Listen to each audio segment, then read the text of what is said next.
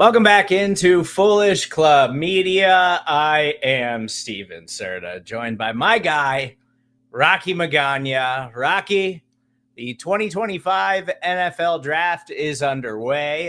There's a bunch of former Green Bay Packers on the stage as they kick things off in Green Bay, Wisconsin for tonight's first round. And Rocky, I know this is the day you've been waiting for. I know it's the day you've been combing over film and prospects and doing all of the heavy lifting on beach season here at Foolish Club Media. It's finally upon us, Rocky. We are finally here, the 2025 NFL Draft. The last big chance for everyone to get their hopes up and believe that their team can do just enough and get that one last difference maker ahead of the 2025 NFL regular season.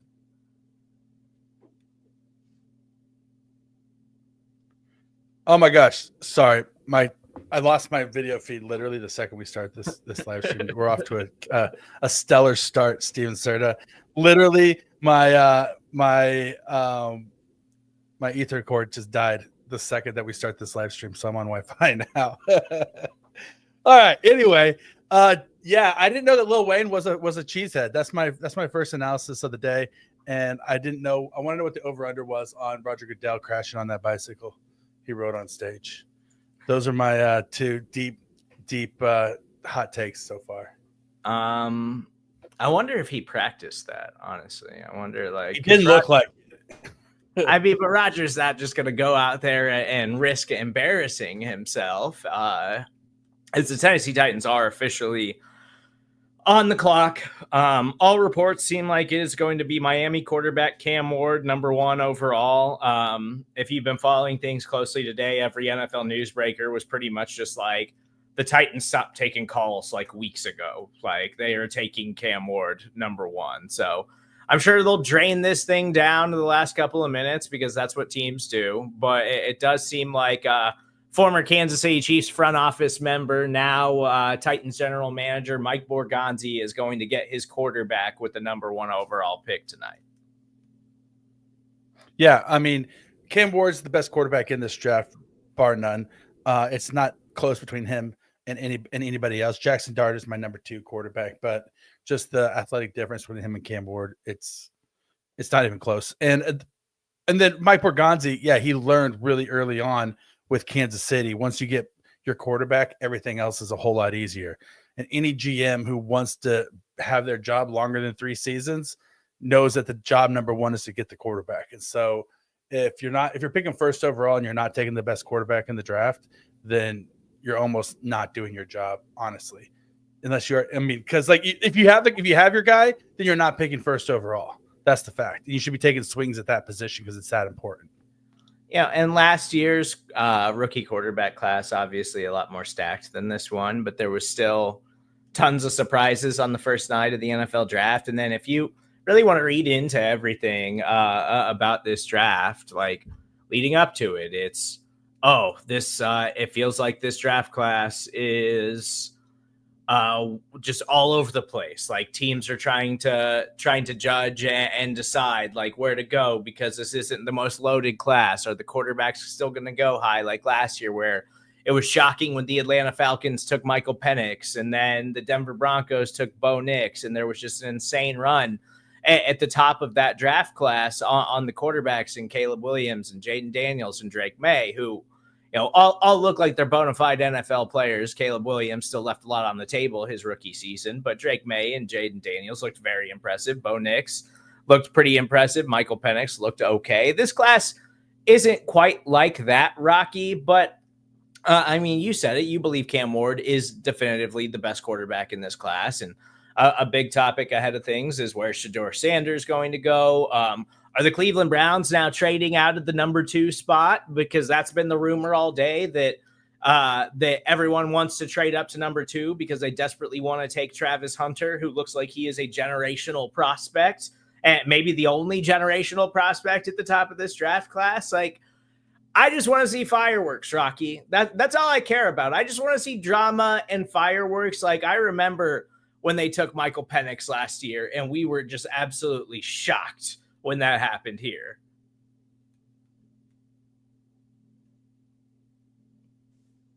first round last year was totally Cocoa Puffs, just totally like bonkers bananas. Like, yeah, what are the Falcons doing? That caught everybody by surprise.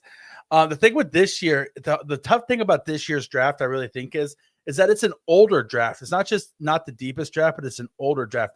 What you have is all of the guys who were COVID kids on the far back end of their college careers, right? And so it's all the players who weren't good enough to come out as underclassmen are now like 6th-year red shirt seniors.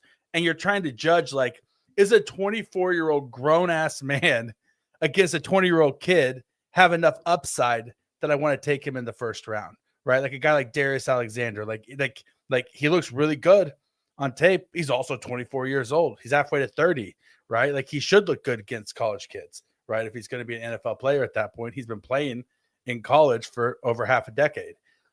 So, and with Cam Ward, as far as it goes, it's just like, yeah, the difference between him, I think, and some of the other guys in this class is that I think he is a very fierce competitor, kind of like not to the level of Patrick Mahomes. I don't think anybody's the level Patrick Mahomes is, but I think he has that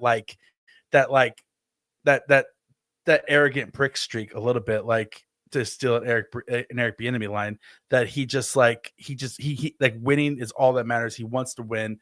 And then his upside, his athletic upside, and his top plays are plays that nobody else in this draft can make. No, throws that nobody else can make, plays that nobody else can make. Does he need consistency? Sure. But all those were things that they were saying about Mahomes coming out of college, right? All the knocks on Cam Ward right now are the same knocks that were on Patrick Mahomes. Do I think he's Patrick Mahomes? Not even close. Do I think that there's a chance he ends up better than Caleb Williams? I think he has an upside to be better than Caleb Williams when it's all said and done, because I think that he has that competitive intangible that I'm not sure Williams has. And so to say that, like, yeah, he did QB4 in last year's draft, maybe, but Drake May was QB3, and he's going to be better than Cameron than QB1 in last year's draft, right? So QB4 in last year's draft is still a really good QB. Yeah. And the Tennessee Titans pick is in, so we'll wait a minute here to see if it is officially Cam Ward, number 1 off the board. And I already mentioned the interesting thing here is Cleveland, and Cleveland already pulls off a trade earlier today that was not exactly a super exciting thing, but pretty much everyone had the exact same thought about it, is that they make a trade with the Houston Texans and acquire a couple of extra mid-round or late-round picks, as the Texans trade a 2025 fifth-round pick, a 2027 fifth-round pick, and the Browns trade their 2025 sixth, their two 2025 sixth, and a 2025 seventh-round pick to grab a couple of extra fifth-round picks and maybe some more ammunition that they can throw in as part of a deal from another team as they try to acquire some more high-end draft picks for the number 2 overall selection. But if we don't get a trade now, Rocky, I'm going to be really annoyed at the number 2 spot after all of the hype. And it is official. Miami quarterback Cam Ward goes number 1 overall to the Tennessee Titans. So franchise changing move for them, possibly, after the Will Levis debacle last season. The Titans brought in a new head coach last year. They brought in Calvin Ridley. They spent a lot of money in the offseason after firing Mike Vrabel and, assumedly thinking that they had a team that was ready to win. And what did they do, Rocky? They went out and they got the number 1 overall pick in the NFL draft. Like, it was that big of a disaster for Tennessee last season. Now, their offensive line, not great, Rocky. Weapons, not great. Roster, lots of holes. Not a lot of playmakers on that Tennessee Titans roster. But they've got a quarterback now, and Cam Ward gives them a possibility, and Cleveland did trade the pick to Jacksonville. Okay, we got some action now, Rocky. We got some action here in the first round of the NFL draft. But you know what Jacksonville's doing here? They're saying you can't cut to commercial break if we pick second in the draft. You can't because that's the gripe out of Duval every single year, is that the NFL cuts to commercial break during their pick. And so they're saying, hey, if we pick number 2, you can't cut to commercial break. Well, and this is interesting because Jacksonville has the youngest general manager in football. I believe his name's James Gladstone. young guy, worked his way up fast, widely regarded as is a high-end talent evaluator. He came from that Rams system, and Rocky, we've seen what the Rams have done with Les Snead and that group. Like, they're a great talent evaluating organization. Like, not only have they won a Super Bowl in recent years, but they've managed to stay relevant. They've managed to keep their window as, you know, a perennial playoff team and potential like Super Bowl contending team open because of their drafting ability and their talent evaluation, and largely without premium picks, because they went years without first round picks, just mortgaging everything to go get that one ring that they got. But then since then they get, you know, Puka Nacua in the first round or in the fifth round, and they get a guy like Kobe Turner, I think was like a third round pick, who looks like an absolute stud. They take Jared Verse and Braden Fisk last year and totally revamp their entire defensive line. Like, they have found contributors all over the place. And now Jacksonville's got this young general manager who's taking that approach and being aggressive here, because Jacksonville's a long way away from winning right now. They do have a star young wide receiver in Brian Thomas, and now they've got an opportunity to pair him with Travis Hunter. Because that's got to be the pick, right? You don't make this trade up, Rocky, to take anybody other than Travis Hunter right now. Whatever the details are on this trade, we're still waiting to see those. They just set it out. It's fifth. It's a fifth overall. Next year's first, a fourth rounder, and a fifth rounder. It looks like. Yeah, that's okay. Yeah. So basically 2 first round picks to move up to number 2 overall, to jump up ahead of these teams and make sure that you get a generational prospect like Travis Hunter. Like, that's insane. That's aggressive. The youngest general manager in all of the NFL in James Gladstone, and he's going after it. And he went out and got the trade done. And now, I don't know about you, Rocky. I haven't talked to you about Travis Hunter, this generational two-way player. But I like to think of him as a wide receiver. And now all of a sudden, Brian Thomas and Travis Hunter, assuming the Jaguars don't just throw a total curveball here, that could be one of the most devastating wide receiver duos in the NFL, Rocky. That legitimately gets me excited for Trevor Lawrence next season. Oh man, I mean, it's incredible. I mean, the thing that's overlooked about Travis Hunter is because everybody says, "Oh, he has electric twitch. He's fast. He's talented." The guy has electric ball skills. Like he can make contested catches left and right. He's just gets so much separation that he doesn't have to do it as often. And like, the whole thing is he's going to be a two-way player. He already said last week that he'd rather retire if somebody tried to make him not let him play two ways.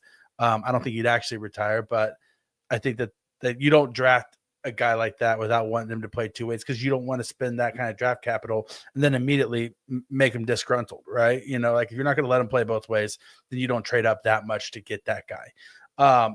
So the only thing that can stop Travis Hunter right now is injury. And he has had injury concerns in the past. He took a nasty, ugly, dirty hit, not in 2024, but in 2023, that sidelined him for a large part of the year. And he had a concussion.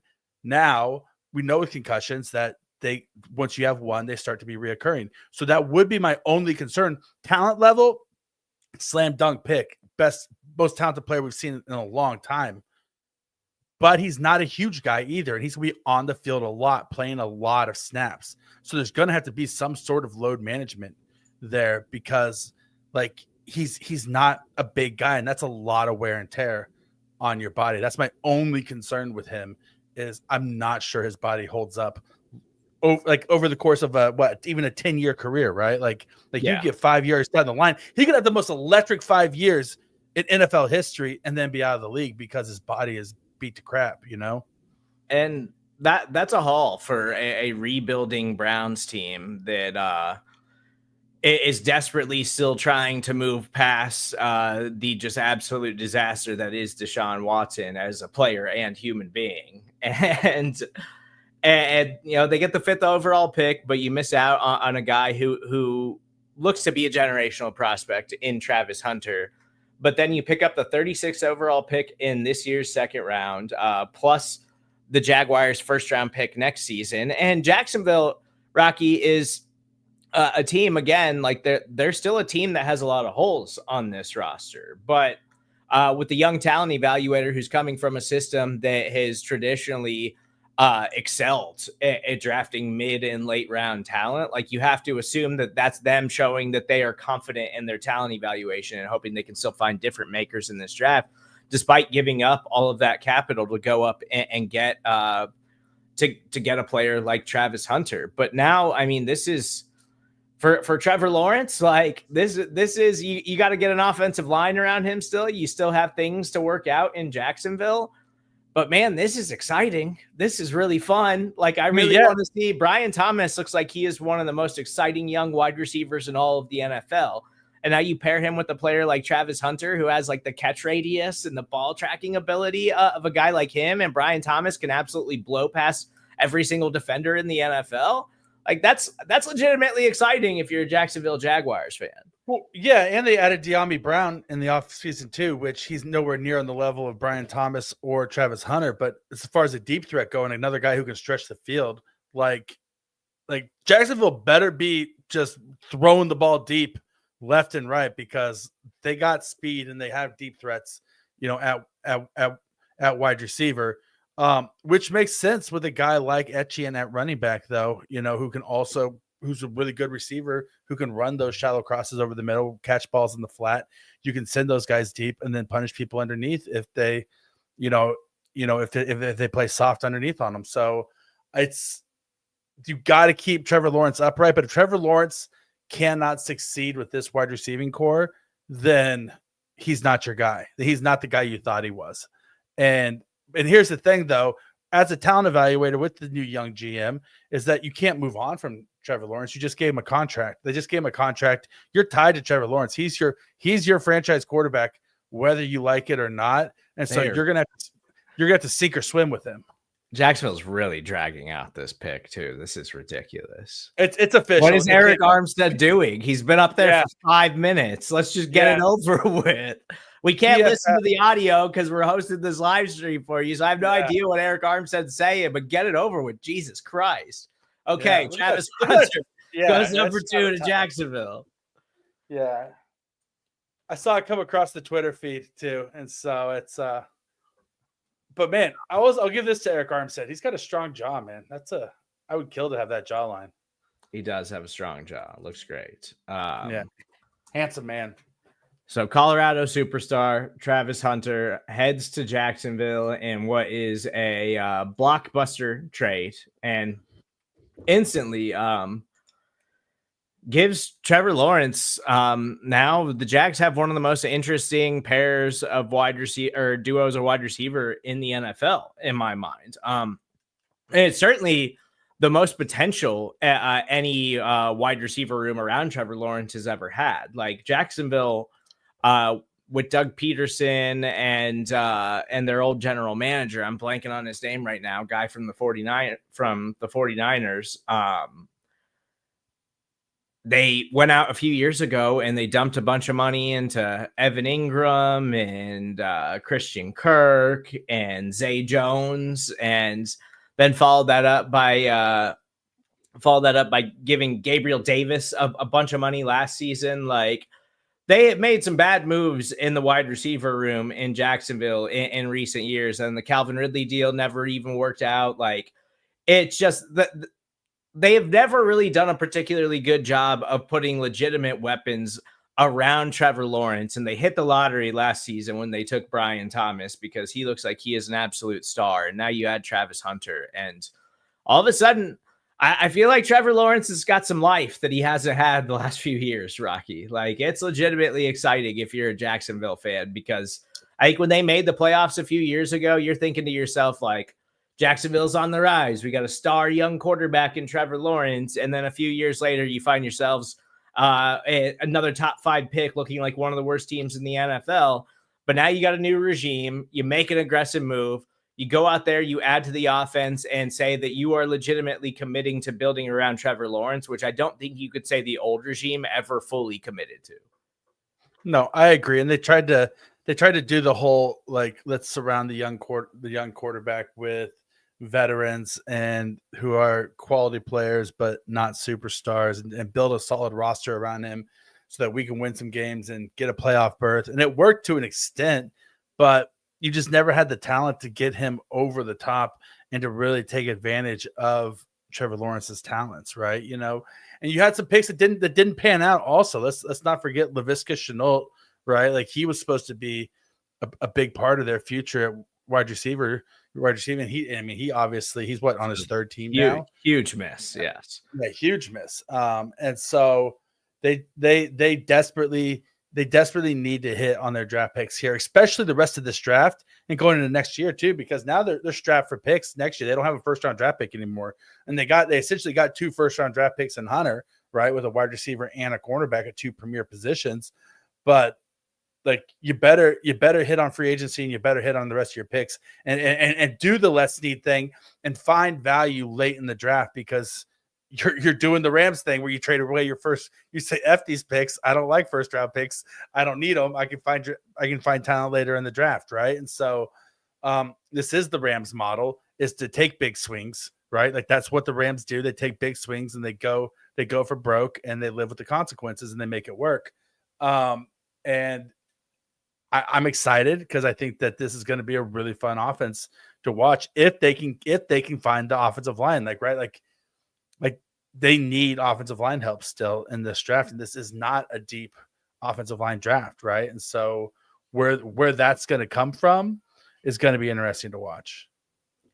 Yeah. And the New York Giants pick is in at number 3. So I'm really just happy that actually happened, because I was totally prepared for this to just be the kind of typical like gaslighting that we get ahead of the NFL draft all day, Rocky. Like, oh, it's NFL draft day, so we're just gonna plug rumors all day long leading up to the draft, and then nothing's ever actually going to manifest because said team just simply can't get the deal that they're looking for, or however it happens. And we actually got some early action here. It is not very often that you see picks like that in the top 5. So a rare occurrence for a special player as far as the Jacksonville Jaguars go, as Travis Hunter heads to Florida. But Rocky, where do you think the Giants are going here at number 3? They've got several needs, offensive line being the biggest one, but they also obviously desperately need a quarterback. Yeah, I think I think in a perfect world they want to move back, but everybody who wanted to move up, the guy's already gone, right? And so unless there's a team who just is in love with Abdul Carter and they want to move up and get him, the Giants, whether pick is in, so I have to sit here and pick. It's going to be Abdul Carter or Will Campbell, I think, are the 2 picks. They're not going to go Shadir Sanders here, I don't believe, unless they've just been BSing the whole world to try to make sure that nobody jumped to get him. The Giants do select Penn State edge rusher Abdul Carter. Yeah, that makes sense. He's the best pass rusher in the draft. Yeah, and and there was Abdul Carter's been a little bit banged up leading up to the draft process and stuff like that. So there was initially, maybe he's gonna slide in the first round, but at the end of the day, he passed all his medicals. It seemed like he is going to be good to go, and he's clearly the best pass rusher in this draft. So it seems like a no-brainer when you're picking that high in the NFL draft, Rocky. Like, you take the guys that you can bank on having the most upside. You don't want to just take the lottery picks. And there was a lot of rumors about the Giants being infatuated with Jackson Dart and maybe just like taking a swing or maybe looking at him, maybe looking to move around or move back possibly to select him. But at the end of the day, I think Abdul Carter, outside of Travis Hunter, was number 2 or 3 on pretty much everybody's big board. Yeah, he was the best pass rusher by far. He has that electric first step get off and that bendiness. He has that lateral ability. He can get off of blocks. He has cleanup sacks. He can chase down a quarterback from behind. He's other than being a little on the shorter side, he's that total package as a pass rusher, and he's dressed like a hitman from the John Wick universe at the draft. So I'm a fan of that too. And yeah, he's a bad dude. and they made the right selection by not overthinking it, not pressing it at quarterback, and just taking the best available player. And then I think any target they had at quarterback, because they knew they were going to get Cam Ward, is still on the table and still within striking distance of a trade, right? If they get word that they think that they do want Shedeur Sanders and they think that, Pittsburgh's going to take him at 21, I mean, you can put together a trade package to trade back into the first round, right? Yeah. If you have to get him, or you can say, hey, Jackson Dart into the first round, top of the second round. That's where we got him. That's where we liked him. That's the guy we wanted. So we got our pass rusher and we got our quarterback, right? They do have to get a quarterback in this draft, but it don't have to make a bad decision and over pick. Yeah, and so as we're looking ahead, and the Patriots pick is already in now, we are rolling now. That's what I like to see. Thank the Lord. There's no reason to mess around and milk every second of this 10-minute clock. Like, we are absolutely cooking now, Rocky. This is what I love to see. Let's get this thing done in 3 hours. Not that I don't enjoy the NFL draft night, but teams intentionally drag this thing out. Like, it has not been specifically said to me, but it has been hinted at that there is directives based off of TV dollars and viewership that like take the clock. We want you to milk this and keep this thing on television for as long as possible. Chicago took 9 minutes to select Caleb Williams last year. Yeah. Of course there is. Of course there's a directive to get to drag it out so they can get the ad dollars. Like, they want it to be a 5-hour affair if they can. Yeah, because then all of these people who are spending big money to advertise it at this huge NFL event, you got to backload a lot of advertisements, or you got to refund some money or find a way to make it up to them. That's something I learned about when I worked in radio, Rocky. Like, when they pay for the commercials, you got to find a way to get the commercials in because the money's already spent. So yeah, you're not refunding the money back. Yeah, like, you've already spent that cash. But so the Patriots pick is in. We're waiting to see where New England goes at number 4. Obviously, Rocky, New England really needs offensive line help. They could still use another wide receiver, though I don't think there's another wide receiver that you'd be willing to take this early. Their biggest need, without a doubt and without question, is offensive line to try to get Drake May some protection, because that roster is filled with problems right now. But they've got a new head coach in Mike Vrabel, and now they've got an opportunity to try to add an offensive line piece that could actually be a game changer for a young quarterback that showed so much promise as a rookie, playing behind one of the worst lines in the NFL. Yeah, I think this is going to be Will Campbell here. He does have extremely short arms, so there's a chance that he fails on the outside and has to move inside. He's my tackle too. I actually like Kelvin Banks Jr. a little bit better. I think he's more of a traditional build, and I think he's a little bit better in pass protection than Will Campbell is. But Campbell's been the favorite to be selected here, to be selected ahead of Kelvin Banks, so it wouldn't shock me if it is. If they don't go offensive line here, the only other one you can really see them that makes sense, right, is if they go like Mason Graham, right, from Michigan at the defensive tackle, or they shock the world and they take my tackle 1, Armand Membu from Missouri, who is a right tackle. He's not a left tackle. He has never played left tackle. But as far as skill goes, he's the most talented offensive lineman in this draft. If he was a left tackle, then this would be a slam dunk pick right now. But the fact that he's a right tackle, Kansas City boy, Missouri Tiger, and so maybe those ones. Other than that, you're looking like Ashton Genty is that's rich. That's rich for a running back. I'm sorry. Like, I know that people are saying he's going to go top 5 and he's going to go top 10, and he probably will. But you have the deepest running back class in the history of like the modern NFL draft, and you're taking a running back in the top 5. Like, I know that Saquon Barkley was a revelation for Philadelphia last year. he wasn't the first running back to be super good since they started devaluing running backs. I mean, they started devaluing running backs 10 years ago, and in that time, Adrian Peterson rushed for 2,000 yards one season. Like it's like this isn't like all of a sudden people are going to be going Kajana Carter and trading up to the number 2 pick to take the best running back in the draft again. I just don't see it happening, especially because there's so many different running schemes that it's almost easy to get 1,000-yard rusher at this point. Old boy in Denver, Mike Shanahan had it right back in the day. He was like, it's not the running back that makes 1,000-yard rusher, it's my scheme. And it's true. You have the right scheme and anybody can run for 1,000 yards. I am interested to see specifically, with this season, and I know I know that part of it is going to be positional value in this draft class, and it being so deep at running back, like it especially screams like don't take one early. Like it's the deepest group in the draft. So like if there's ever a draft class to not take a running back early, it would certainly be this one, which you should probably never do anyways.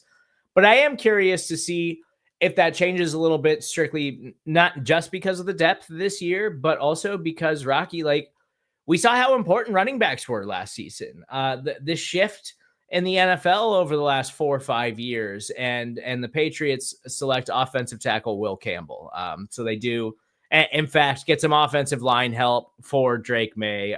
Huge addition for the New England Patriots, for Mike Vrabel and his young quarterback. I want to talk about that here in a second. But what I was getting to about the running back situation, Rocky, is like we've seen this huge shift over the course of the last several years because of the way defenses are playing. And we see these shifts in the NFL year after year and decade after decade where offenses surpass defenses, and then the defenses catch up to the offenses.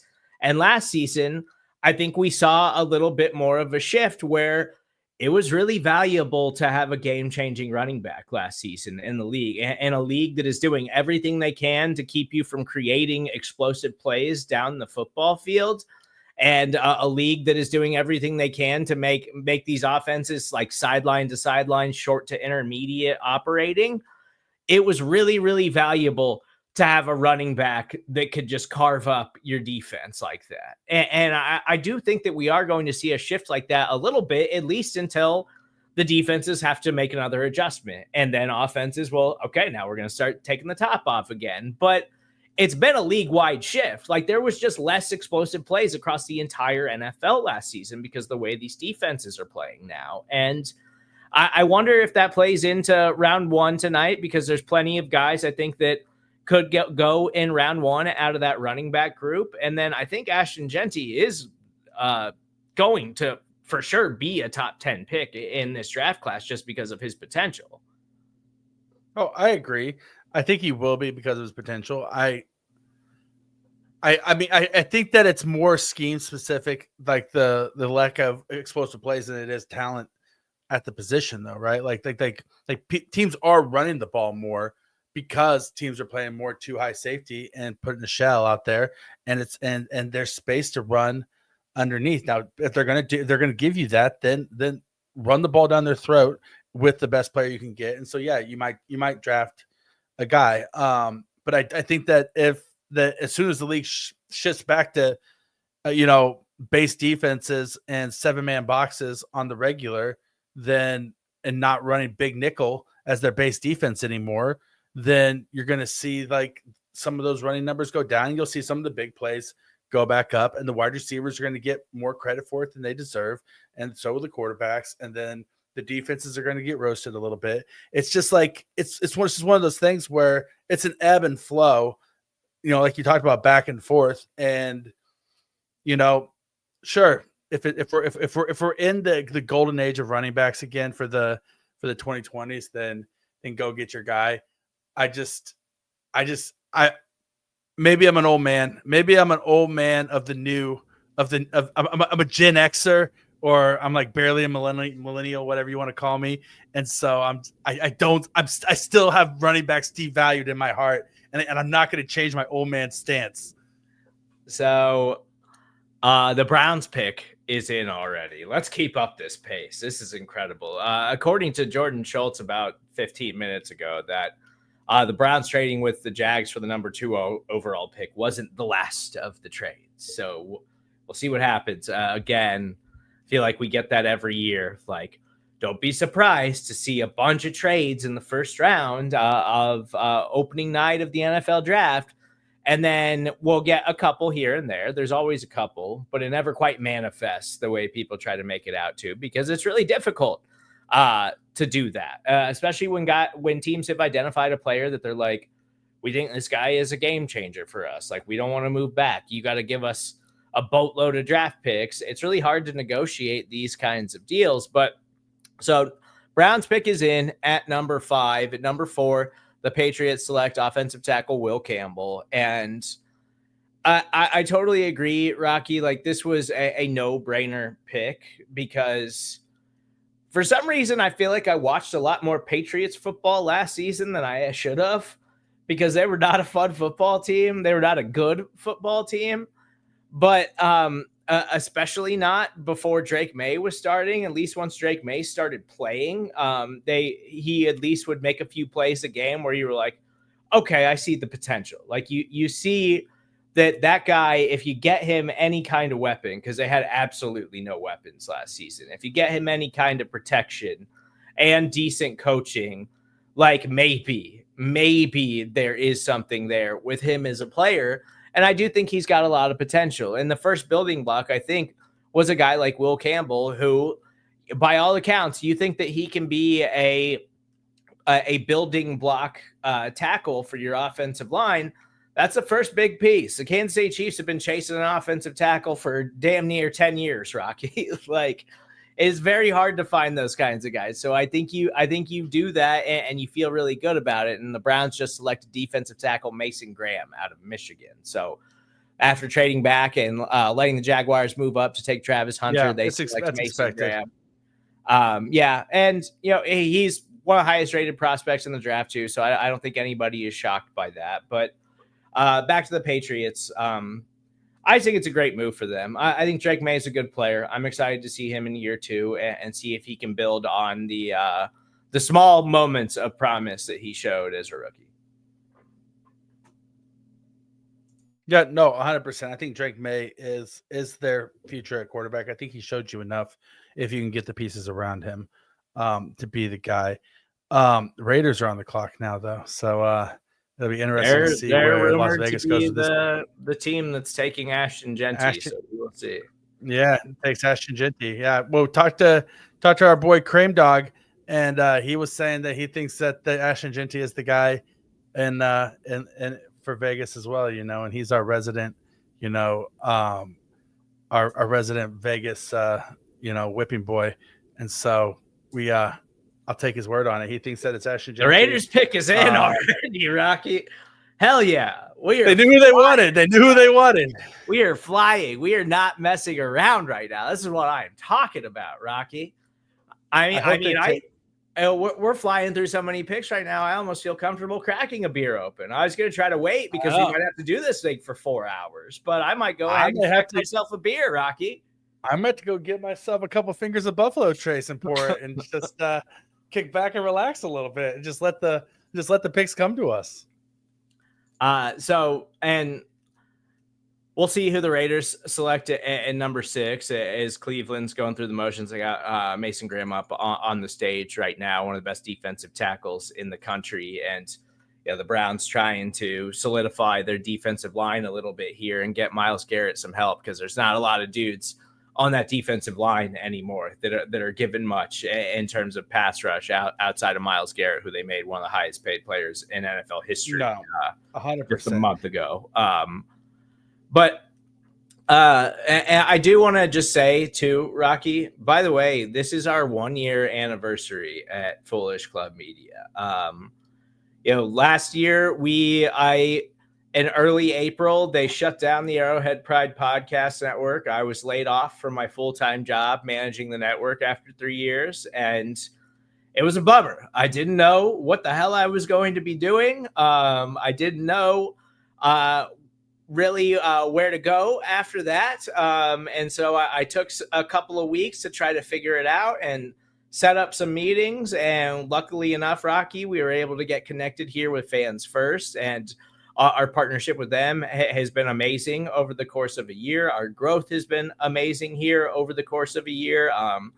All of the support that we have gotten here as a network, all of the followers, all of the people that have found our content, that have followed us from Arrowhead Pride, that have continued to listen and consume our content. Like, we're eternally grateful for you guys. Like, we were doing this thing last year. We basically signed a deal on like Monday or Tuesday and scrambled to get this thing off the ground 48 hours before the NFL draft because we didn't want to miss the draft. And thankfully it worked out.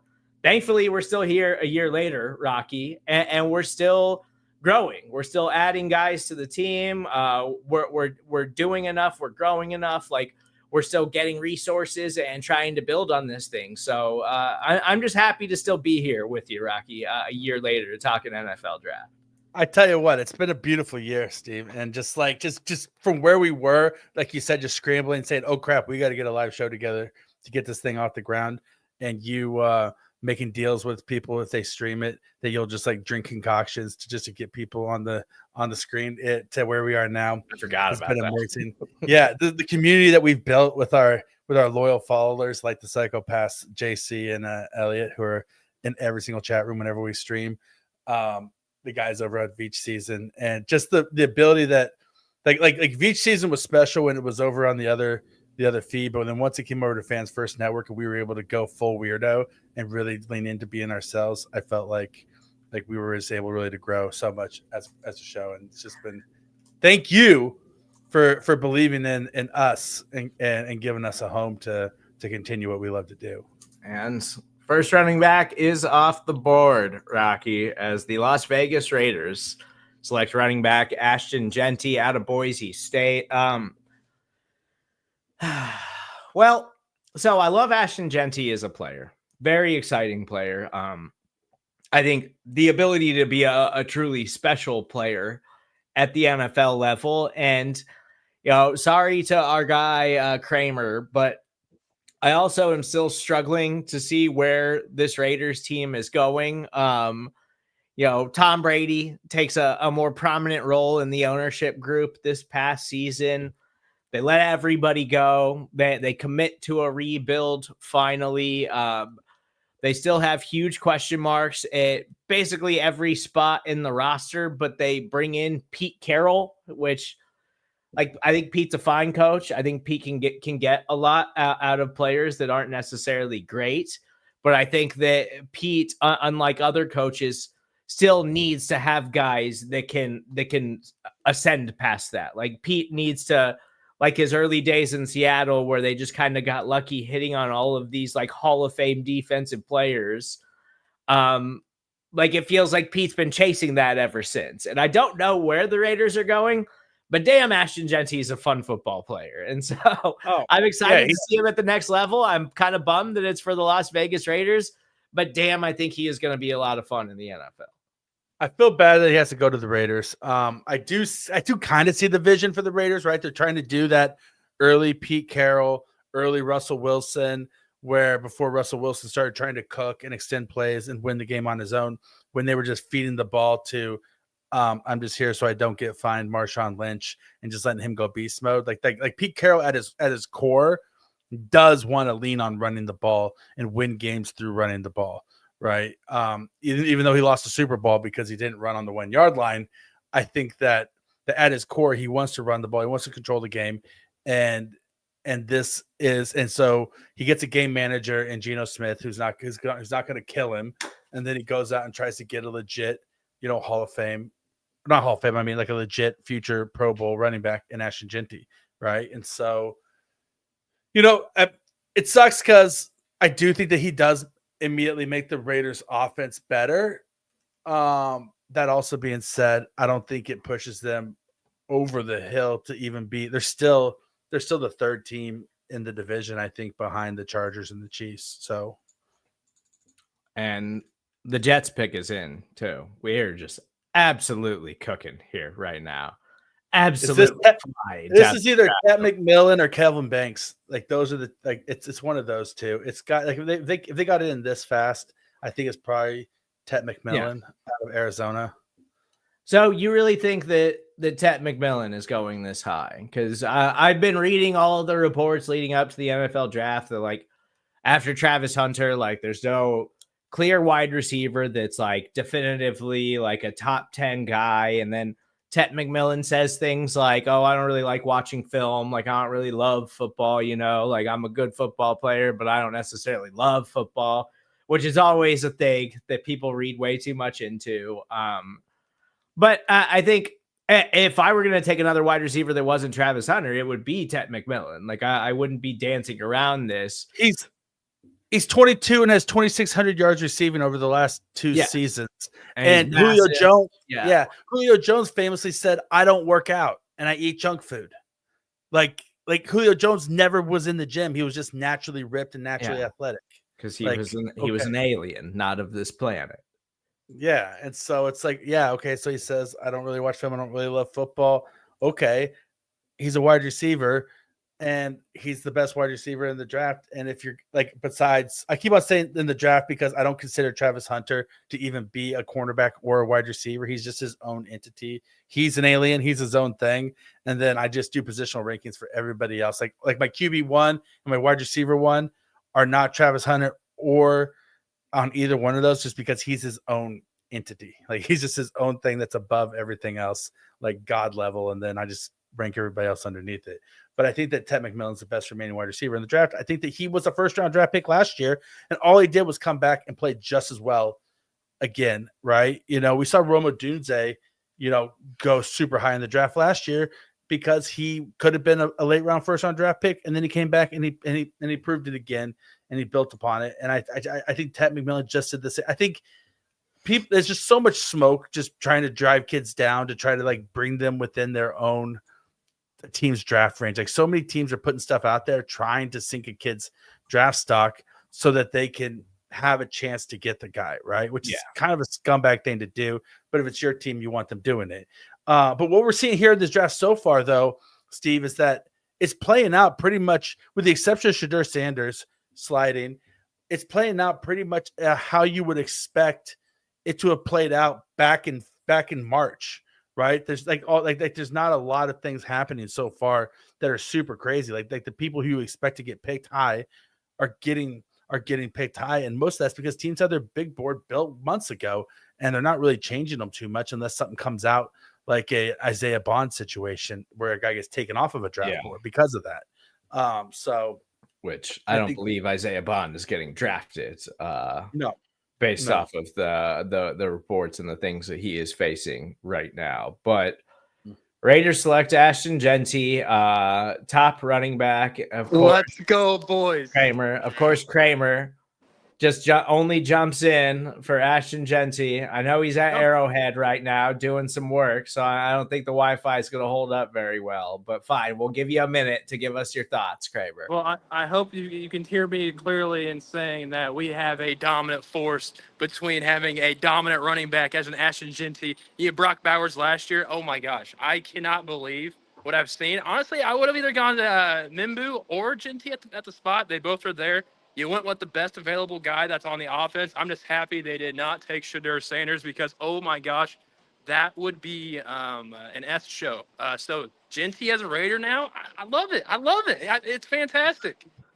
And I will say that, yes, Geno Smith is a clear upgrade over Gardner Minshew and Aiden O'Connell. And Brock Bowers looks like a legitimate, generational player. Like, he is a special player. I think Ashton Genty is going to be a special player. There's reason to be a little bit optimistic if you're a Raiders fan. And their defense did show a little bit of promise at times last season. Like, their defense had some games where they were a legit problem for opposing offenses. So yes, there's reasons to be optimistic, Kramer. But come on, dude. Like, Okay, it's still Geno. I understand you don't take a It's running still back in the Geno top 10 Smith, open picks. all right? Like, they still extended Geno Smith here. There's still no long-term plan at quarterback for this football team. But I do hope that Ashton Genty has a very successful NFL career. Hey, I'll leave you with this, boys. Next year, Arch Manning is going to the NFL draft. Next year, I guarantee you the Raiders will draft Arch Manning for their team. So they have to be the worst team in the NFL next year to Oh, get the no, I number mean, one did you overall not see pick? Did you not see? I mean, I know the Jaguars traded up to the Browns, but it's not like any team's going to also trade up, get rid of some future first-round picks or middle-round picks to help out a team. If you know there's a guy out there, you go out there and get them. That's what we've seen. I'm going to throw Brett Veach on this. That's what Brett Veach does. And I think more and more GMs around, even Spytech, I think he's going to get that Brett Veach mindset. If like there's a guy there, you're going to go up there and go get him. Rocky, if Arch Manning declares for the NFL draft next year, he's going to be the number one overall pick, right? Yeah, he'll 100% be the number one overall pick. And whoever the worst team in football is not going to move out of that position. They're not even going to answer the phone. Yeah. So the Raiders are going to have to lose every single game and tank for Manning. And if that and that's just not in Pete Carroll's DNA. Yeah, it's not. But a man can dream, can't they? A man can dream. And All right, condolences to Armand Membu. He is now a New York Jet. Good for him. Good for him. Whoa, are those balloons that just popped up? Wow. There you You go. see that? Get back to work, Kramer. All right, get out of here, Kramer. You're getting us behind on picks now. So with the Raiders selection, so we are at the New York Jets select Missouri offensive lineman Armand Membu. So we got to catch up on our ticker here a little bit. The Panthers pick is in already, Rocky. Like, what is going on? I've never seen it fly like this before. They always milk the clock. What is happening this year? This is incredible. This is unlike anything I've ever seen. Yeah. Did they think that Ted McMillan was going to go to the Jets, and they're just running it up there now? I don't know, but it's fine. I mean, it's fine with me. You know how many live NFL draft shows I've done, Rocky? I've done lots of them. I have never seen I have never seen it fly this way out of the gate. This is fantastic. Don't worry. Around there's like 14 first-round draft picks, like graded first-round players in this draft. So around pick 15, it's just going to slow down and become a complete slog while people start shuffling through their big boards to see what they're going to do. Especially as we get later into the first round, more and more teams are making calls to try to jump up a couple of spots in the 20s or move back out of the first round. Like, that's inevitable. Yeah. So it is going to slow down here. But so far, I mean, we're eight picks into this thing, 53 minutes into the NFL draft, and it feels like we are just absolutely flying through this thing so far. So yeah, and so Peter Schrager said earlier this week that on ESPN that that there's multiple teams in the 20s that are looking to trade back because of that, because they say there's only like the guys who are ranked number 20 through 32 on their big board are essentially graded the same, right? And so they're trying to move out of their pick in the 20s because they think that they can get just as good a value. That bodes well if there's somebody the Chiefs want to go up and get. So we'll have to see if we have another trade this year. You know, I think that Brett Veach tipped his hand a little bit, you know, earlier this week when he said that he is much more likely to go up, and it's in his DNA to trade up to go get the guy he wants instead of waiting or worrying about him coming to him. And he while he doesn't disagree with trading back in theory, he's just not wired to trade back, right? Like he's like nobody wants the 31st overall pick usually, and then also he's not wired to want to do it. I think you're muted, bro. And Trent McDuffie said when he spoke to the media earlier this week that he actually didn't have any calls with the Chiefs leading up to them selecting him in the first round a few years ago, because the Chiefs didn't think in their wildest dreams that Trent McDuffie would still be on the board in a spot where they could possibly go up and get him. And then when he was, they make the call to try to make the move up and go get him.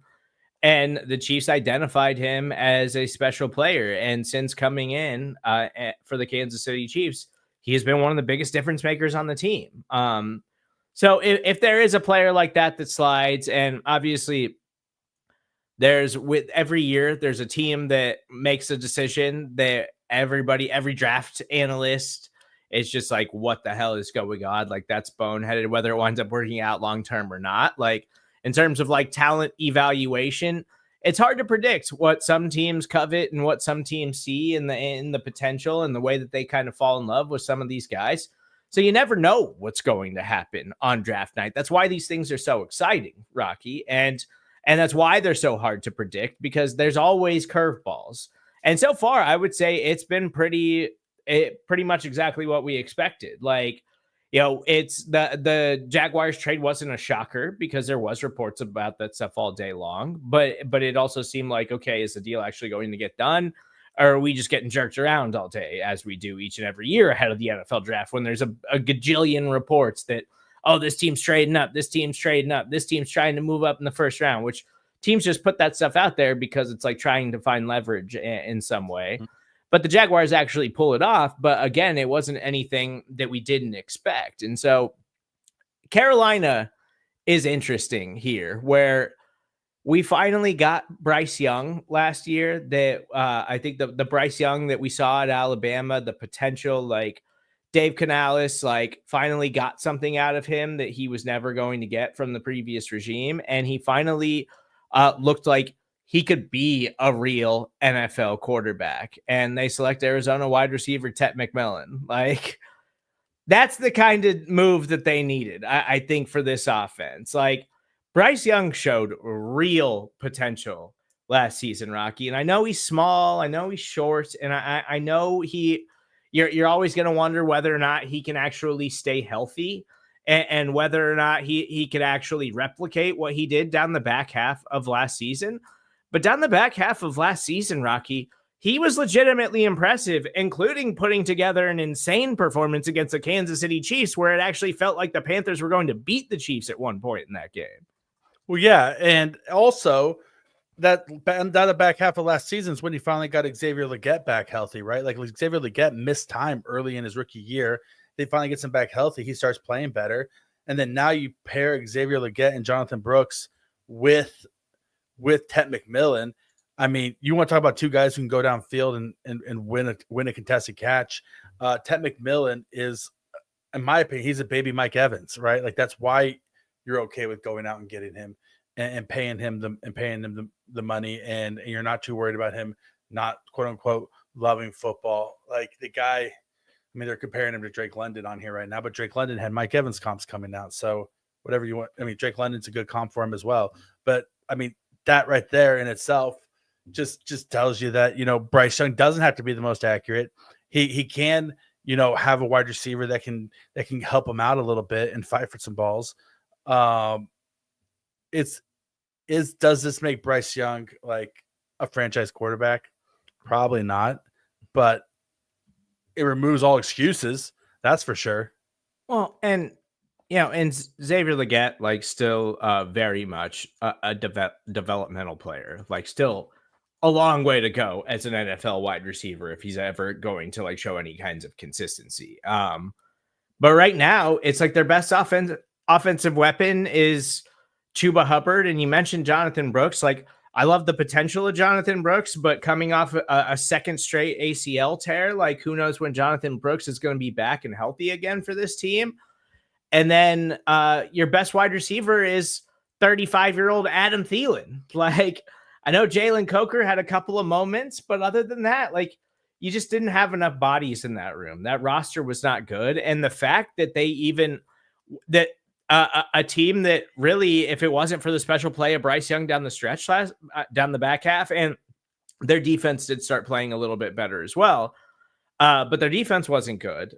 Their offensive line started to play a little bit better finally, so maybe that had something to do with it.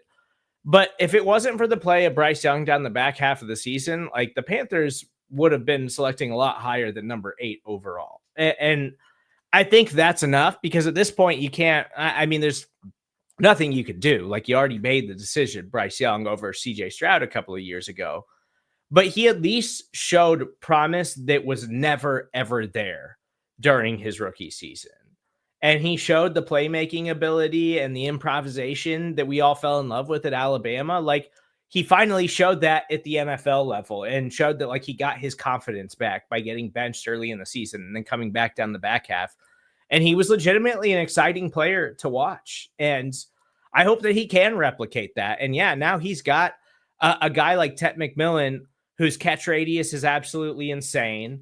Like, he can just put it up, and that's kind of how Bryce Young likes to play.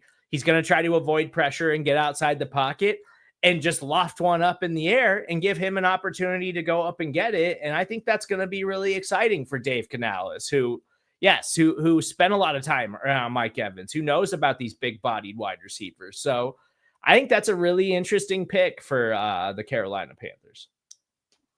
Oh, it's a huge pick for the Carolina Panthers, and I think it's the best pick for the Carolina Panthers. And I think, like I said, Ted McMillan, he, aside from Travis Hunter, was by far the best. That's the thing, is it wasn't even close on who, aside from Travis Hunter, was the second best wide receiver in this draft. Like Matthew Golden's been getting a lot of first round love, but if you put Ted McMillan and Matthew Golden side by side, it's not close.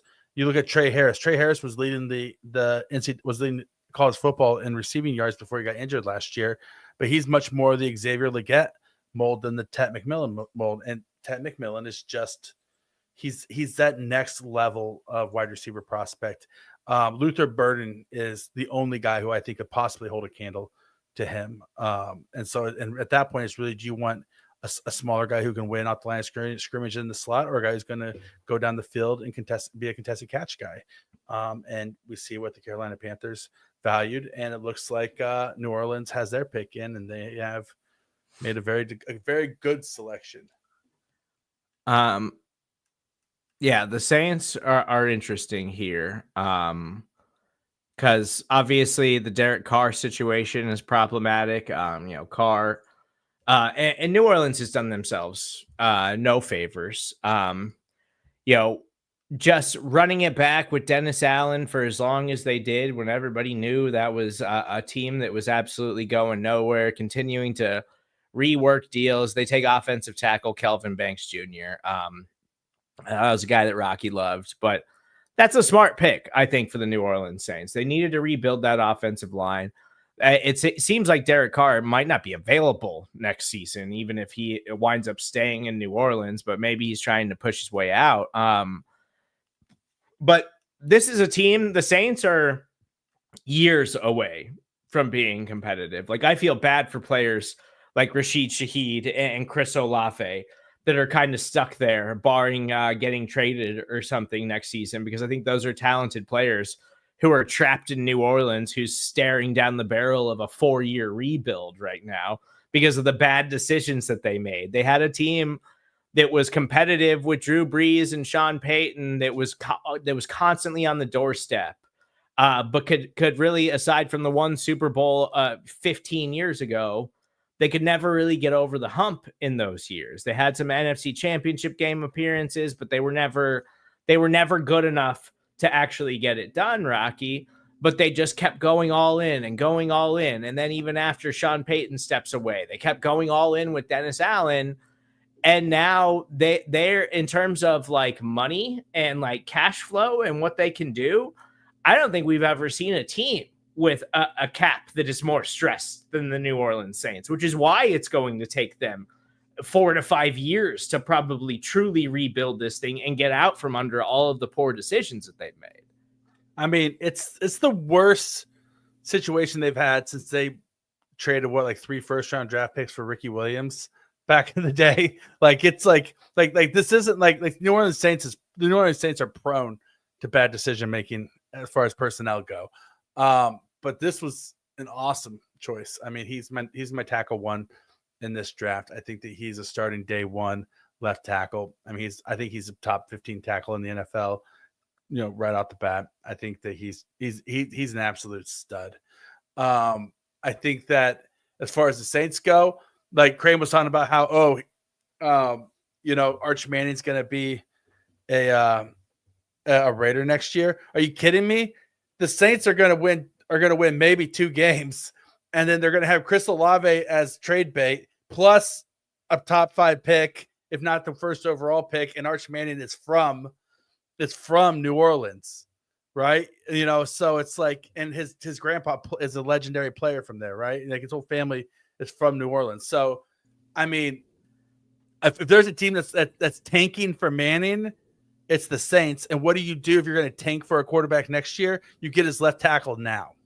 Yeah. And so if the reports about Derek Carr and this shoulder are true, and he winds up having surgery that's going to sideline him for all of next season, the Saints are going into next year with Spencer Rattler and Jake Haener as their starting quarterbacks, and a team that has no money, that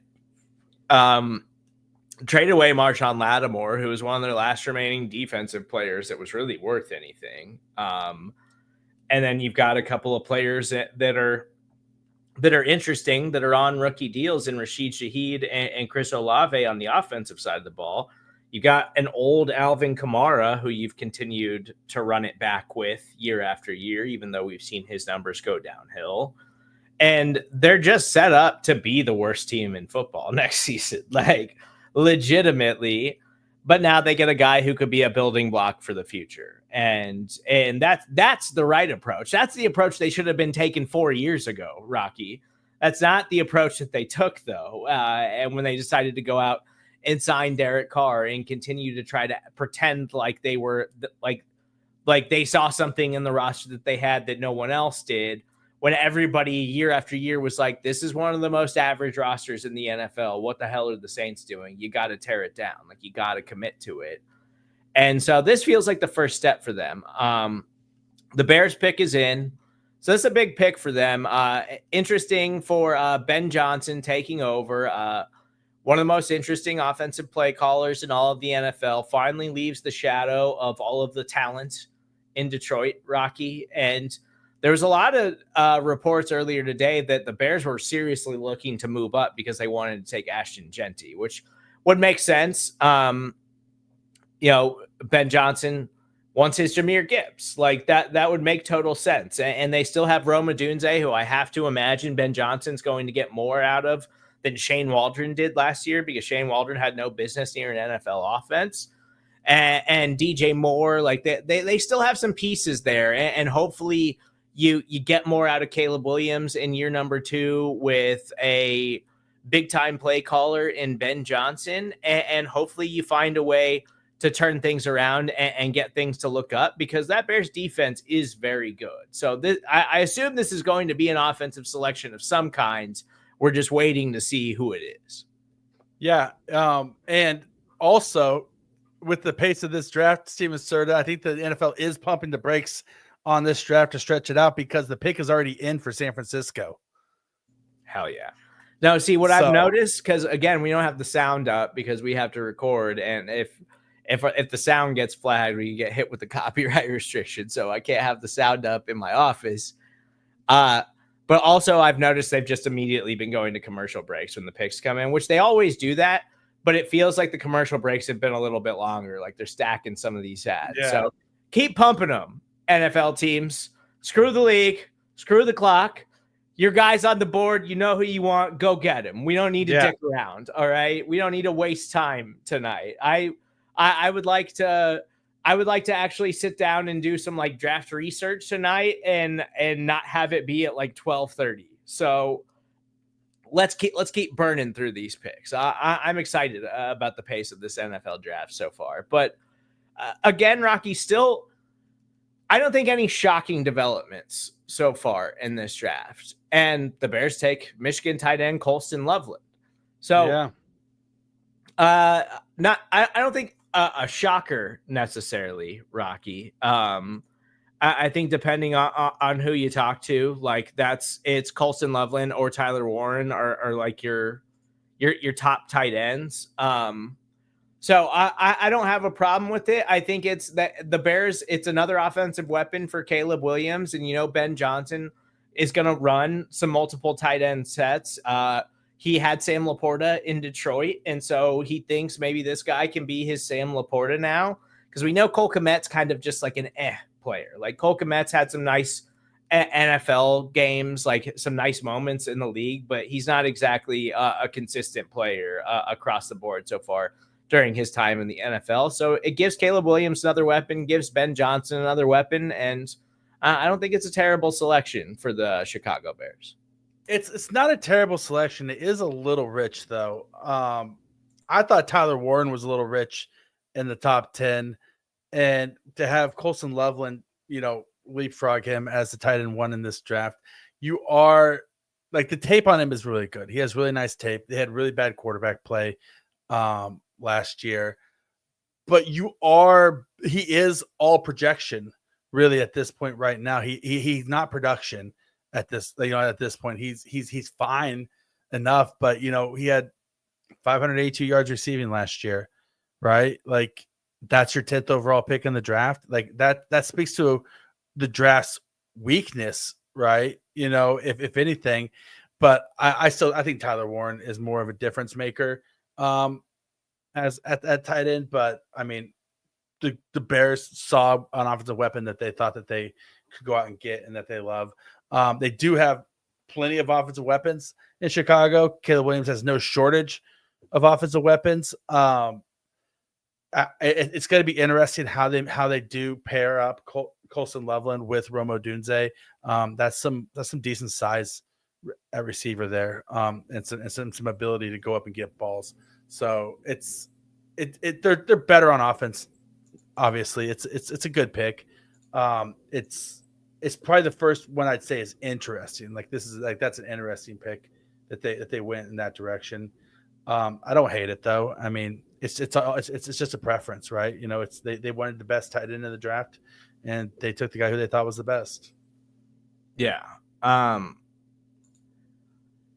It's really too. So I've been hard on Ryan Poles. Like, I don't think Ryan Poles is the greatest talent evaluator. I don't think Ryan Poles was the greatest decision maker. You mean Matt Eberflus was a bad decision? Yeah, like, honestly, the fact that Ryan Poles has gotten this kind of leash, I think, is just impressive. And Ryan Poles is a former Kansas City front office guy. Like, he was widely regarded when he left for the Chicago Bears. But I think he's made a lot of questionable decisions that have turned into him kind of falling into Caleb Williams in that number 1 overall selection. It worked out for them that the Panthers were willing to offer so much. And so I feel like he got a longer leash because of that move. But if you really break down his decisions, like, I don't think Ryan Poles has been overly impressive. So my question then is, like, is this truly a Ryan Poles pick, or was this Ben Johnson and Ben Johnson evaluating and saying, like, this guy can be our Laporta. Like, go get him. We need him in this offense. And I would have to imagine that Ben Johnson, after choosing to go back to Detroit for one more season, trying to make another run at a Super Bowl, and then having one of the absolute best offenses in the NFL and being one of the most innovative play callers in all of the league, and having the right to decide where he wanted to go this offseason, like, he was the head coaching candidate. I would have to imagine Ben Johnson's got a little bit more pull in that room than Matt Eberflus ever did. So, 100%. And I think that, Colson Loveland is much more of the Sam Laporta mold of tight end than Tyler Warren is. Tyler Warren is much more of like that Rob Gronkowski, like big, really athletic mover for his size, just kind of like a physical mismatch across the board. Whereas Colson Loveland's that smooth moving receiver who creates mismatches. So he's definitely more Sam Laporta than Tyler Warren is. And if that's something that Ben Johnson values, which he obviously did in Detroit, then it does make sense as a fit. Even if, like, they get the guy that you want. I mean, at the end of the day, like, that's the whole point, right? You walk away from the first round with a guy who fits your team and what you want to do, and is going to make you successful, right? I mean, we talk about, like, who gets taken at what position. Every team in the first round wants to get a guy who they feel good about, who's going to be productive for them. It doesn't matter where they rank on somebody else's board. It just matters where they rank on your board. Yeah. And So I think it's an interesting move. I think, without a doubt, the Bears' offense is going to be better in 2025. They still have to work out some offensive line problems, but they've made some moves there. They've tried to invest along that group, and they've tried to improve. So I think all of that stuff matters, but also, like, I just think that Shane Waldron was legitimately one of the worst offensive coordinators in all of the NFL. Like, Yeah, just scheme and play calling alone, they're going to be a better offense just because of the coaching changes. So it's an interesting move, and maybe Colson Loveland does take some time to develop. But that's why they still have Cole Kmet, who has been a serviceable NFL tight end. So the San Francisco 49ers pick is in. We're waiting on them. And see, Rocky, now they are dragging this thing out, because the 49ers pick was in 15 minutes ago. And then they go after the Bears pick, they go to commercial break. And I swear to God, that was a 7-minute commercial break. Like, that was 100% it was.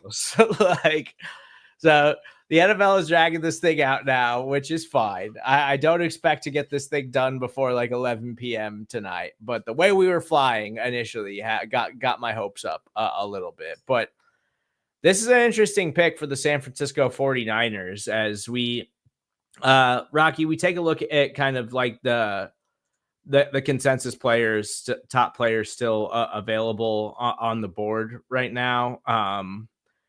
Tyler Warren is still there.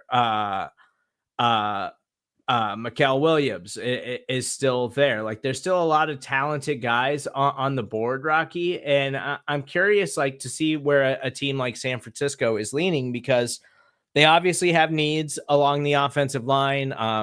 They have secondary needs. They have wide receiver needs now. Like, it's San Francisco going from a perennial powerhouse to kind of in this mini rebuild mode right now. It is a very interesting team here over the next couple of years, as they have a decision looming on Brock Purdy's contract. Yeah, it's interesting, especially the decision looming on Brock Purdy's contract, how they're going to choose to build this team, right? Like they've leaned so heavily into putting tools around him and say, if we have enough offensive tools, we can win with whatever quarterback. But I tell you what, they've never shied away from leaning into guys with upside, right? Like, you always see them kind of like going, well, there we go, guy with upside. Mikael Williams is all upside, not production. He's just kind of like that freak athlete who never really put it on tape. He's still trying to figure it out. Doesn't have a really great and well-developed pass rush plan, but he just physically overmatches guys. Now, can he do that at the NFL level?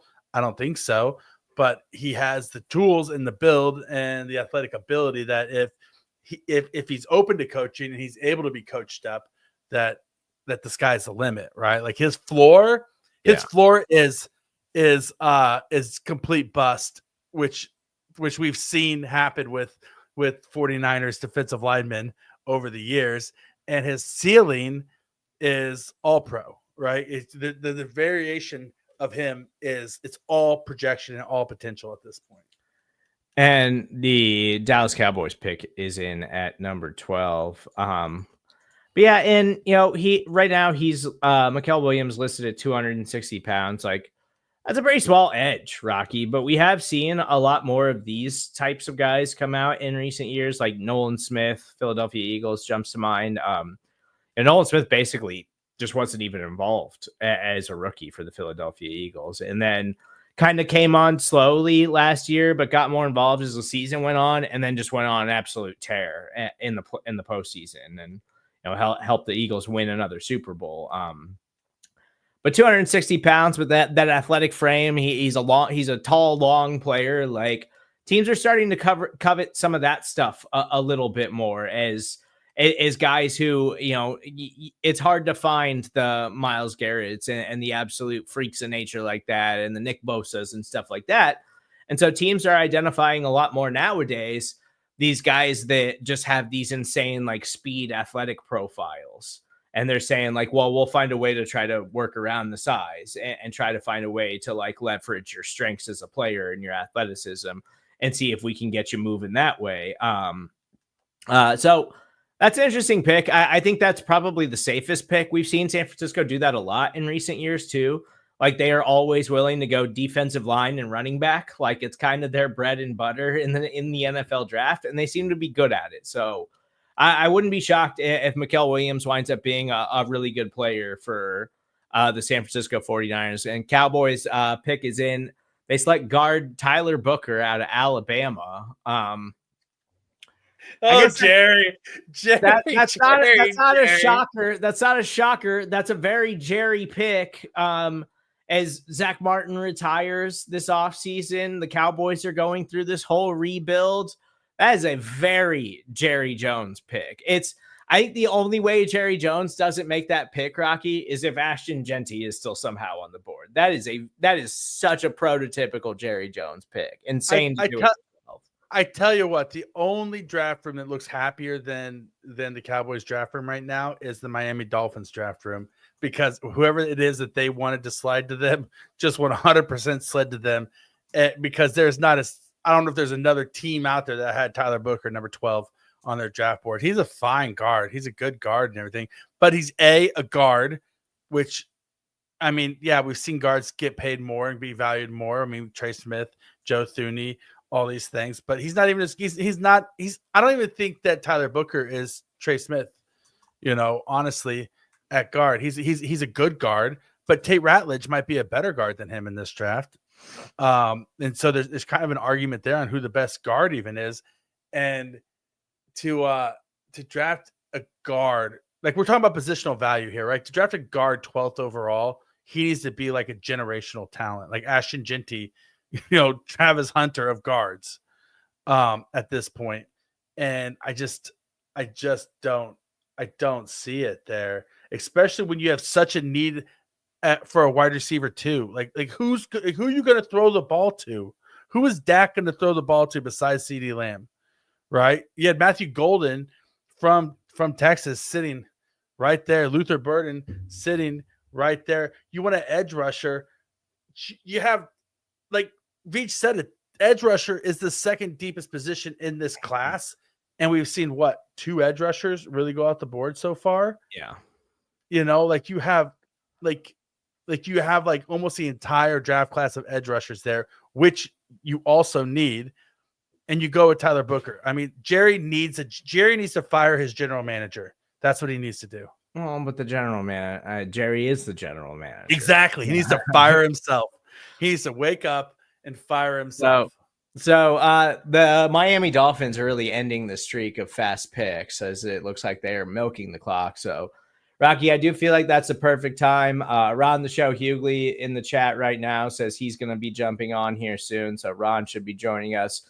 Should have a few other members of Foolish Club Media stopping by to hang out with us. But, Rocky, we do have the ability to take a quick timeout as we are on nearly an hour and a half into this thing right now. So I think right now with the Miami Dolphins milking the clock, Ron may be coming up, Jerry Jones being Jerry Jones, I feel like that's the perfect time for us to take a quick break. So stick with us right here on Foolish Club Media. We'll be back here in just 2 to 3 minutes as we continue our NFL draft coverage. So we'll be back here in just a minute.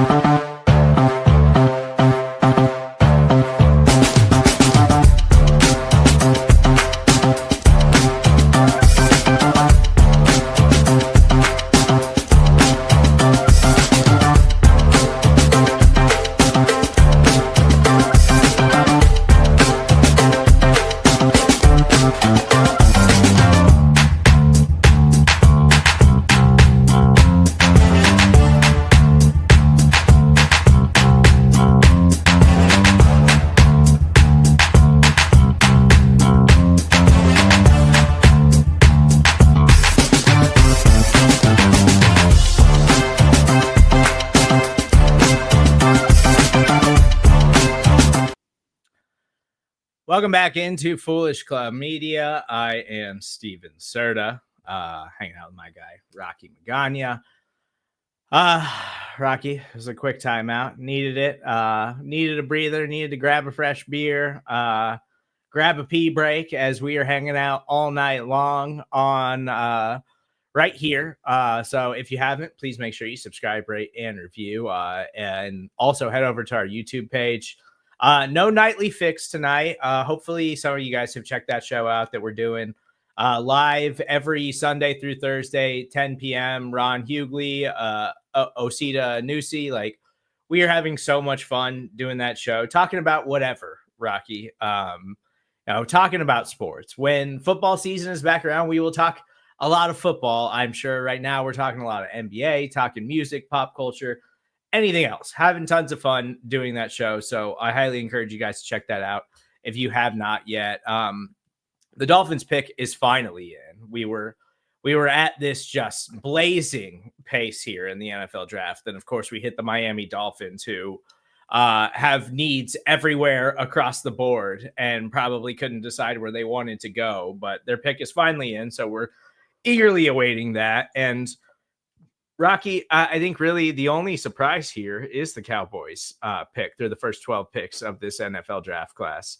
Is the Cowboys selecting guard Tyler Booker at number 12, which I feel so bad for my good friend RJ Ochoa, who covers the Dallas Cowboys at SB Nation, because it's just got to be so devastating to be a Cowboys fan right now, Rocky. It cannot be easy to love that team and to watch Jerry Jones just avoid taking any accountability for his bad decision-making, poor spending, and the way that they've let that thing just kind of fall apart there in Dallas after they had a really good team just a few years ago. Can you imagine just like all the build up to the draft and all the time and all this, like doing all the mock drafts, and then you get to pick 12 and there's still a lot of good players on the board, and then you see come across that they took Tyler Booker. Like, that's got to be such a gut punch. And yeah, my heart goes out to RJ Ochoa. But Miami's got their pick in, and they select Kenneth Grant, and that's a good selection. It's one of those things where is it like the classic that he was as good as he was because he played next to Mason Graham, or is he as good as he was because he was as good as he was? Right? You know, you don't truly know until you separate the two. He doesn't give you the pass rush ability that some of the other defensive tackles in this class do, but he is very good against the run. And with the NFL shifting to more of a run first offense, like we've talked about, having a guy who can play the run reliably is extremely important. So I never thought he was really going to be a very good fit for the Chiefs, because Steve Spagnuolo does like guys who can pass rush with a little bit more pass rush juice. Like, if he's gonna go a guy who's just run defense, he's gonna go Derek Nottie, right? He's just gonna bring Derek Nottie back until Jesus returns or Derek Nottie turns 50. Otherwise, and Mike Pennell is gonna be literally, like collecting Social Security while still playing for the Chiefs, I think. And it's fine with me as long as he keeps on playing the same level that he has played at. But because of that, I don't think Kenneth Grant would have been a good fit for the Chiefs, but I think that he's a good fit for Miami at this position.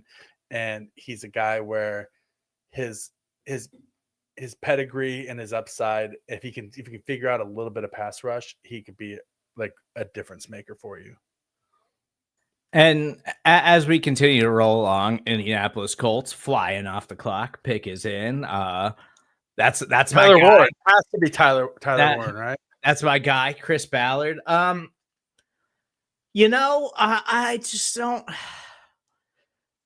I just feel like if you're the Colts and you got Anthony Richardson, and now I guess you have Daniel Jones, and for whatever reason, you're going to make them compete to see who is going to be your real starting quarterback next season. I just don't feel like selecting a tight end, if you're the Colts, is getting the best bang for your buck based off of the personnel that you already have on the team. Maybe it is.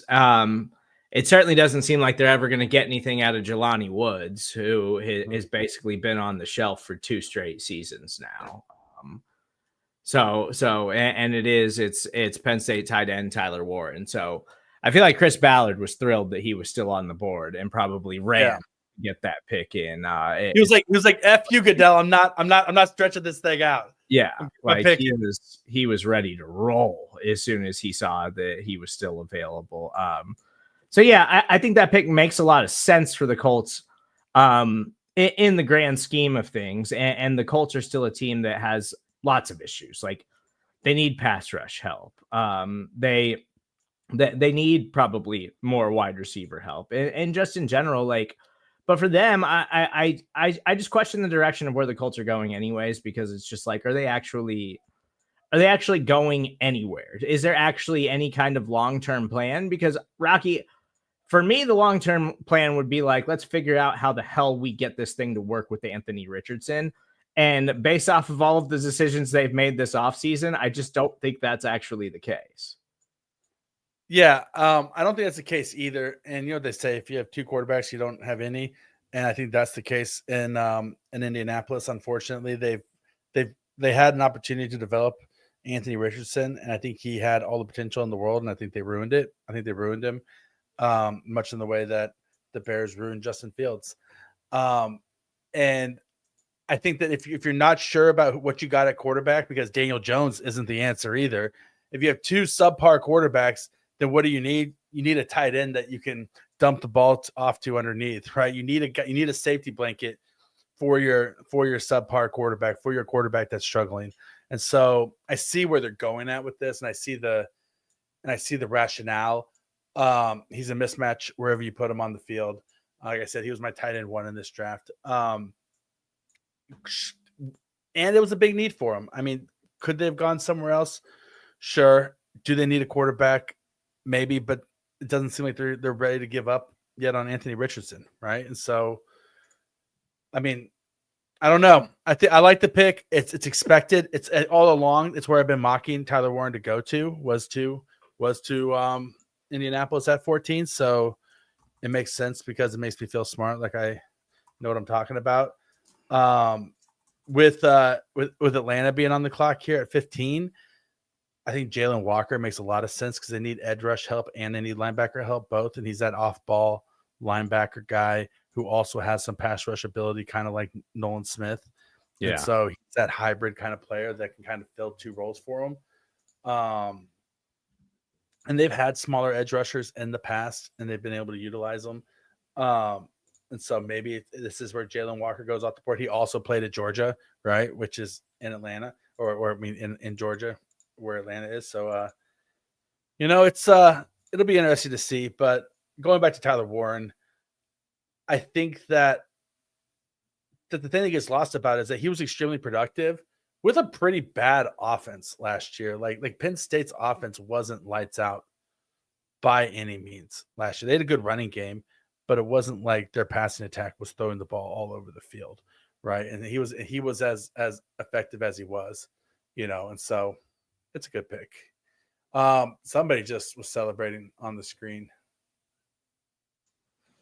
I don't know who it was. We're still waiting on the Atlanta Falcons are taking every bit of this clock right now, which is fine. That's their right. We're not going to keep complaining about teams that are moving slow, but we had a hell of a run in the top 10, Rocky. Yeah. The Falcons are another interesting team. They have to move on from Kirk Cousins. Essentially, Rocky, it makes you wonder, what is the long-term plan there? Because then, they go out, they sign Kirk Cousins to a boatload of money last offseason, coming off an Achilles injury. And then he starts for a majority of the season, but it's pretty apparent that he can't move anymore. He can't rip the football anymore at this age, coming off an Achilles injury when he's that old. And then they finally lean on Michael Penix at the end of the season. And, I wouldn't say Michael Penix, I wouldn't say he was awful. I wouldn't say he showed enough to where I was like, okay, Michael Penix, let's go. You're the dude now.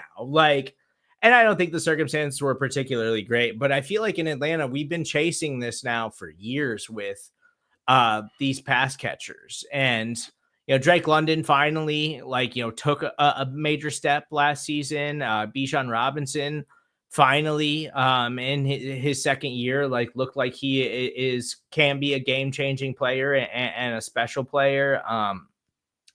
They had what's his face, former Chicago Bear wide receiver. Why am I blanking on his name? Darnell Mooney had a monster year last season in that passing attack. They've got some solid weapons. Kyle Pitts, I just feel like at this point in his career, we can pretty much say the injuries slowed down Kyle Pitts to a point where he's just never going to live up to the potential that he initially had coming into the NFL. But that those kinds of things happen. But the Falcons feel like they are still kind of stuck in this limbo where maybe Michael Penix is the guy. Maybe Michael Penix is the guy that can actually get them to elevate and to kind of get over that hump past just being a middling average NFL team. But on paper, to me right now, that's exactly what they still look like. They still look like a middling average NFL football team. Well, they're picking at number 15 in the draft, which is where the middling average football teams pick. So that analysis is spot on because they're middle of the pack team. Does Michael Penix elevate him? I mean, it's all depends on how you feel about Michael Penix and and is he going to be able to hold up medically? He was an older selection last year. As it was, they do. I feel like they need more help. And on the passing attack, they need guys who can kind of win quickly off the line of scrimmage. Like maybe a Matthew Golden might be a good pick here. It's interesting because you see some guys that have started to slide though, also because like injury concerns, like Will Johnson, right? Like he's still on the board and much later than he was ever expected to be. And so is this where his slide stops? The Falcons just took it down to 30 seconds on the clock, and the pick is finally in. So I tell you what, it's because Arthur Blank and Jerry Jones are both company men, right? It would be hilarious as if they took Shedeur Sanders.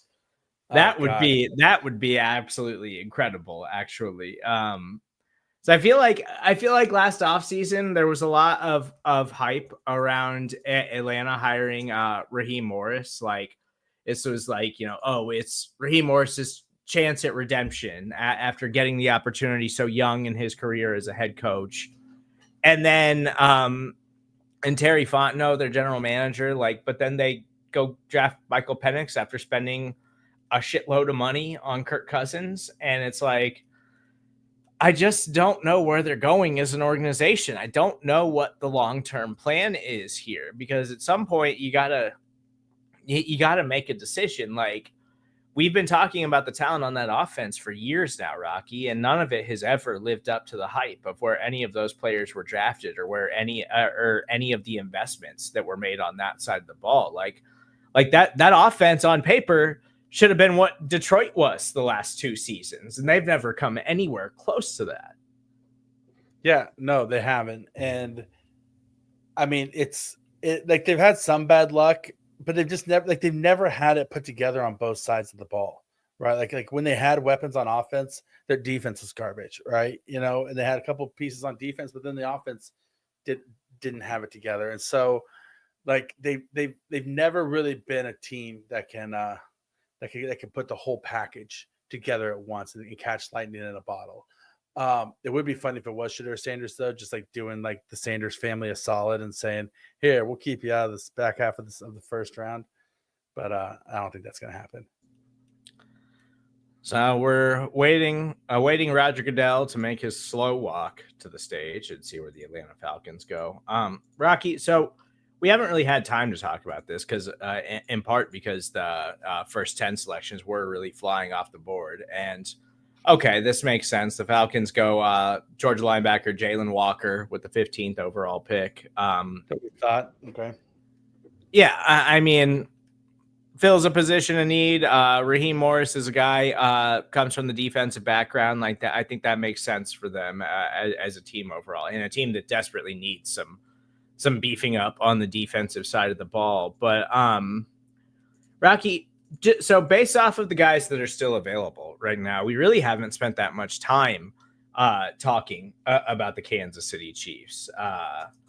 Is we've kind of just been flying by the seat of our pants here in the first round of the NFL draft, but acknowledging that Kelvin Banks Jr. was your guy and he's off the board now, like how are we feeling about the Chiefs at 31, just based off of the guys that are still available and the way things are playing out here in the first round? So far, I'm still pretty optimistic because we haven't seen like a crazy run on tackles or anything like that. Like a couple guys, like 3 guys are off the board that we like, but we expected all 3 of those guys realistically to probably be off the board by now. The Tyler Booker pick helps us out because it pushes one more guy further down the board. Seeing some guys that are still out there that you could see probably pick up some, like I could see a run on defensive backs coming up, right? With Malachi Starks, Jahdae Barron, and Will Johnson all still being on the board, right? I could see that happening. I could see Mike Green going off the board pretty soon here with his red flags slowly turning white. A guy like Walter Nolan, he's been like he was going to be a top 10 pick until it was one of those things like people didn't like his personality allegedly, and now he's sliding down the draft board, right? And so like some people have him sliding all the way out of round 1. I don't know what the issues were with him other than him just being like a jerk. I don't know if there was anything beyond that. But talent-wise, he's a top 10 pick. Like there would be like if Brett Veach is going to say, "Hey, here's a guy we didn't think was going to be here, and we're going to go up and get," like he fits that mold at a position of need for the Chiefs. I think a lot of Chiefs fans would be happy with that. It'll be interesting to see how far Luther Burden III slides because of his lack of production last year, even though he led NCAA in receiving yards. I think that if he's there at 31, I don't think the Chiefs are afraid to pull the trigger on a wide receiver. I think they'll always give Patrick Mahomes another weapon. A lot of people thought Emeka Egbuka was going to be off the board by now. The wide receivers are not going high in this draft like we've seen in past years. I think that's important to note, is that you still got Matthew Golden, Emeka Egbuka, and Luther Burden, all 3 on the board, which are not guys that the Chiefs were necessarily even thinking they were going to target, but are all pretty good players at 31. But it's just there's plenty of good players still on the board that are sliding down that the teams ahead of the Chiefs could select, opening up a path to the Chiefs possibly getting a left tackle that they want, either whether it be Josh Simmons or Josh Carnley Jr. I think that they met with Josh Carnley Jr. at the Combine. There's a lot of buzz around Josh Carnley Jr. and the Chiefs. He fits the mold of what the Chiefs might want to do. There's some projection there with him, but it's gonna be interesting as we play out the rest of this draft, because this round 1, because there is some guys who have top end talent who have slid for those off field or personnel like considerations. Yeah. And if you listen to Show and BK right here a couple of weeks ago, we talked quite a bit about Luther Burden, who I'm totally in favor of it. His whole thing from Brandon Kiley, who is a huge Mizzou football fan, has followed Luther Burden his entire time in college, like, which is like he's kind of a Rashee Rice type of mold for the Chiefs offense. And then it becomes a question of like, well, you have Xavier Worthy, you have Hollywood Brown, you have Rashee Rice coming back and seemingly being ahead of schedule in his rehab from injury. And so we'll see if he's available to start the season. But like, then it's like, do you have too many bodies that kind of fit the same mold? And my argument was just, well, we thought they had too many guys last year, and by midway through the season, they had nobody left in the wide receiver room. They had to go get DeAndre Hopkins. So I think it's fine if Luther Burden's there at 31 and the Chiefs aren't able to make a move. Like, there isn't a player that's still out there that the Chiefs think like, oh, he absolutely should have been off the board already. Like, I'm totally fine with them selecting Luther Burden at 31. I think at this point too, with we talk about 3 of these offensive tackles already off the board so early for the Chiefs, like it just kind of feels like now's the time where you start talking about this defensive line group. And that's where there's a little bit more depth. The Chiefs obviously have a need there. And instead of just forcing an offensive tackle move because it's been such a glaring hole for the Chiefs over the last several years. Like, finding a way to get better on day one of the NFL draft should always be the number one priority, not just wishful thinking and hoping. Like, it should always be, let's go make sure we get better today, and then we can take our swings later on in the draft where it makes more sense. So just based off of value. And Arizona Cardinals just selected defensive tackle out of Ole Miss, Walter Nolan, with a number 16 overall pick. Yeah, that makes sense. He was sliding. I mean, at some point, like I said, like red flags slowly turn white the further you slide down the draft board. If you're a top 10 like player, like he was defensive tackle 1 for me, ahead of Mason Graham from like a talent perspective, right? And so you think you have the best player at the position in the draft, and he slides down to the middle of the first round. Like somebody's gonna take a chance on him. Hopefully they've done the research and they feel good about it. Going back to Luther Burden though, and the argument of, you know, too many guys of the same body mold. I get that, but I also lean more on the Eagles' perspective, which seems to be working pretty well, where you stack good players. If there's whoever the best, like take best player available, stack good players, and you'll figure out how to get them on the field, because over the course of multiple seasons, it's going to play out, right? Either you're going to be able to trade a guy, let a guy walk in free agency, and then sign a different guy or whatever. Just stack as many good players on your 53-man roster as possible. Don't worry about whether you have depth at that position or not. What the whole thing, Brett Veach's whole philosophy in free agency is plugging holes so that his hand isn't forced in the draft, right? Like that's why you go out and get Jalen Moore. That's why you go out and get Elijah Mitchell. That's why you bring Mike Edwards back, right? Like you go out and you get these veterans, whole like plug stoppers, like guys who are filling holes in the boat, so that you have enough guys. You bring back Hollywood Brown so your hand is not forced in any one area. And then when it comes time to your pick, you just take the best guy, right? The guy who makes the most sense for you.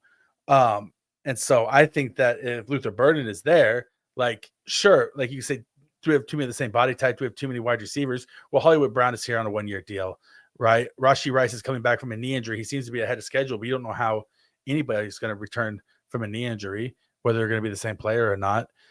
Xavier Worthy had a really good rookie year, but he still needs to take another step forward.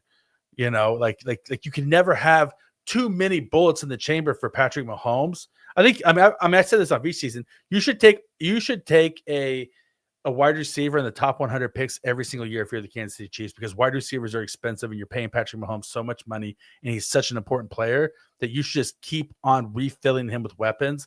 And if you have to trade a guy away, like you have to trade Rashee Rice away eventually, like Tyreek Hill, or trade away Xavier Worthy like Tyreek Hill, then you've already drafted 2 guys since then, and you have somebody to replace. You've taken a swing to replace him and gotten draft capital. I think that it's just, when you're going to have a player like Patrick Mahomes who's going to continually be at top of market for his position for contracts in the NFL, and you're going to be, he's never going to play out the length of a contract, then you're going to have to invest draft capital in receivers for him on a regular basis.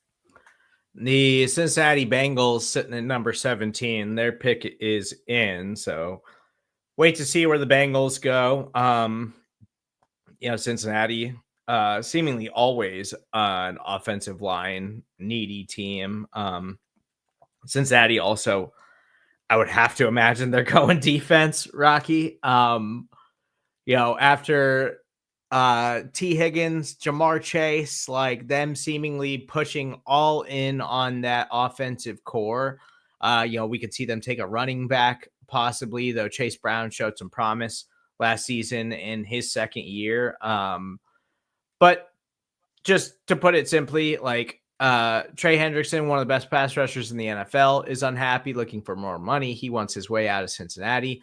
They already had, despite having the NFL sack leader last season, just the worst defense in the NFL. Like, their defense was that bad, and I don't even fault defensive coordinator Lou Anarumo, who put a lot of good years into that Cincinnati Bengals defense. They simply just haven't invested in that side of the ball. They've let multiple free agents walk over the years. They haven't done a good job of drafting and developing when they had added assets to that side of the ball. So I would think Cincinnati's going defense here, or maybe they just keep tripling down and quadrupling down on the offensive side of the ball. But we saw how bad that was for them last year, Rocky. I feel like things in Cincinnati, because everybody still, and especially Bengals fans, I'm sure if someone somehow comes across this who is a Cincinnati Bengals fan, like they're still clinging to that AFC Championship game win over the Kansas City Chiefs. They're still clinging to that 1-year Super Bowl berth, which was, legitimately the only team. And I know that they made it back the following season, but they had a 2-year run. Lots of teams can have 2-year runs and never win a Super Bowl, which the Bengals didn't. And now it feels like that initial window has closed on that team. And they've got to kind of do what the Chiefs did after the Tyreek Hill trade, which was like, oh, maybe we should invest in defense. Like maybe that's where we can find advantages. Maybe that's where we can find outliers in the NFL draft. And the Chiefs did a remarkable job of that over the last several years. In fact, and actually in doing so, built one of the best Chiefs defenses that we've ever seen that led them to a Super Bowl 2 years ago. So, the Bengals are just an interesting team because I feel like they're still going to be one of those teams that everybody picks to be near the top of the AFC next season. And I just don't think they're that good. Like, they have 3 superstar players and a lot of other dudes that aren't very good, Rocky. And so I have to imagine this is a defensive player for them, but I think it's a really interesting pick for the Bengals. Yeah, I think it has to be an edge rusher, especially if Trey Henderson is unhappy and you think you might have to trade him away. He's your only piece on defense. And so you gotta to whoever your best edge rusher is on the board, you take him. And Rodgers. And so it could be Mike Green, Shamar Stewart. I mean, whoever you got as your type guy. Rodgers really taking his time getting to the podium right now. Just milking clock for no reason. Have you ever been to Green Bay, Rocky? No, I would like to go to Green Bay at some point in my life.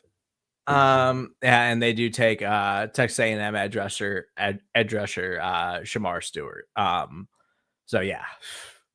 Whew. I would have been if I would have been a Bengals fan and they went offense with that pick, I would have been pretty upset. But they do in fact take a defensive player. So I went to Green Bay several years ago. It was for, I think it was a Monday Night Football game. It was Alex Smith and the Kansas City Chiefs against Aaron Rodgers and the Green Bay Packers. Aaron Rodgers absolutely decimated the Chiefs. It was not a fun trip when I actually went to the game. It was also raining and cold. But overall, Green Bay, like, fun place, much more like a college town than it is like the major city that they would probably like to be referred to as. But it's legitimately exactly how you think it is and how everybody describes it. It's like you get into Green Bay and you're just like driving through neighborhoods, like, just little like suburban looking neighborhoods. And then all of a sudden you're right in front of Lambeau Fields, and like right across from the Lambeau Field parking lot is literally just normal looking houses with backyards, not like mansions or anything. I'm talking like ranch style homes. Like, and then they do have like a nice little bar district that everybody kind of walks around in before the game. And it's like, instead of tailgating, everybody goes to that bar area, but it's like 3.5 blocks of like bars and restaurants. Yeah. And everybody just walks around that until the game starts. And then everybody goes to the game. And then the houses around Lambeau, like they all like charge to like park in their driveway so you can get out quicker. Otherwise, you just got to drive around forever until you can find somewhere to park because there's no parking. Like, yeah, it's a fun experience. Like it's really not bad. It's certainly not a major city, but I do think that like it's definitely worth the trip. Like, seeing Lambeau Field was fun. Also, they do not like it when you stand up in your seats there, Rocky. Like, sit down on the bench. I got Lambeau built these benches with his yelled bare at hands multiple times for standing up and cheering on, and the Chiefs got smoked in that game. Like I think Randall Cobb had like 3 touchdowns in that game, and but like because Arrowhead, you stand up and you scream and you go nuts. Every time me and my buddy did that at Lambeau, people would yell at us to sit down. They don't stand up. They stay in their seats the entire time, and they do not like it when you stand up and cheer. It's not polite. It's unpolite to stand up and cheer, Steven Serda. I would love to go to a game in Lambeau. My father-in-law actually inherited from my wife's grandfather a share of the Green Bay Packers. So he's a shareholder of the Green Bay Packers down here in Florida. And so he goes up there for a game probably about once a year or so. And so I'll probably have to tag team a game with him someday. And I'll be like, I'm with an owner of this team. Let me through, and try to flex my weight. But yeah, it seems like it's a fun place to go. Like much really just has that college atmosphere, like you said. All right. Well, the Bengals selection is in. The Seattle Seahawks are on the clock. And what are they going to do? So what are they going to do? This is really where these are really interesting teams. I think this middle of the pack group where it's, Seattle makes a decision to move on from DK Metcalf, and they release Tyler Lockett and Jackson Smith and Jigba, like the focal point of their passing attack now, after they kind of for a couple of seasons here. Last year, their offensive coordinator was the offensive coordinator from the Washington Huskies the previous year with Michael Penix and Rome Odunze and all those guys. And they had Shane Waldron the year before. But their offense kind of every year like underperformed and just never really lived up to the hype. I think some of that is Geno Smith. I think Geno Smith is a fine and serviceable starting NFL quarterback, but he is very average. And there's a lot of NFL analysts that for some reason just like love Geno Smith, but it's like Geno Smith can function well when the circumstances around him are great, but he doesn't necessarily like elevate you offensively. He is a functional quarterback, and it's been nice to see him have this kind of late career resurgence. The Seahawks take guard Gray Zabel from North Dakota State. That makes sense. He's offensive lineman. He played tackle in college. Small school guy. Projected more on the inside. I could see that happening. It's a fine pick. And Seattle, another one of those teams that feels like they've been chasing decent offensive line play for like years now. So they finally got good play out of Charles Cross last year, right? So he finally played up to his draft stock, and so they have a need at center and guard both, so it makes sense. But it does kind of feel like they're a team in the middle of this identity shift. I think where they finally move on from Pete Carroll.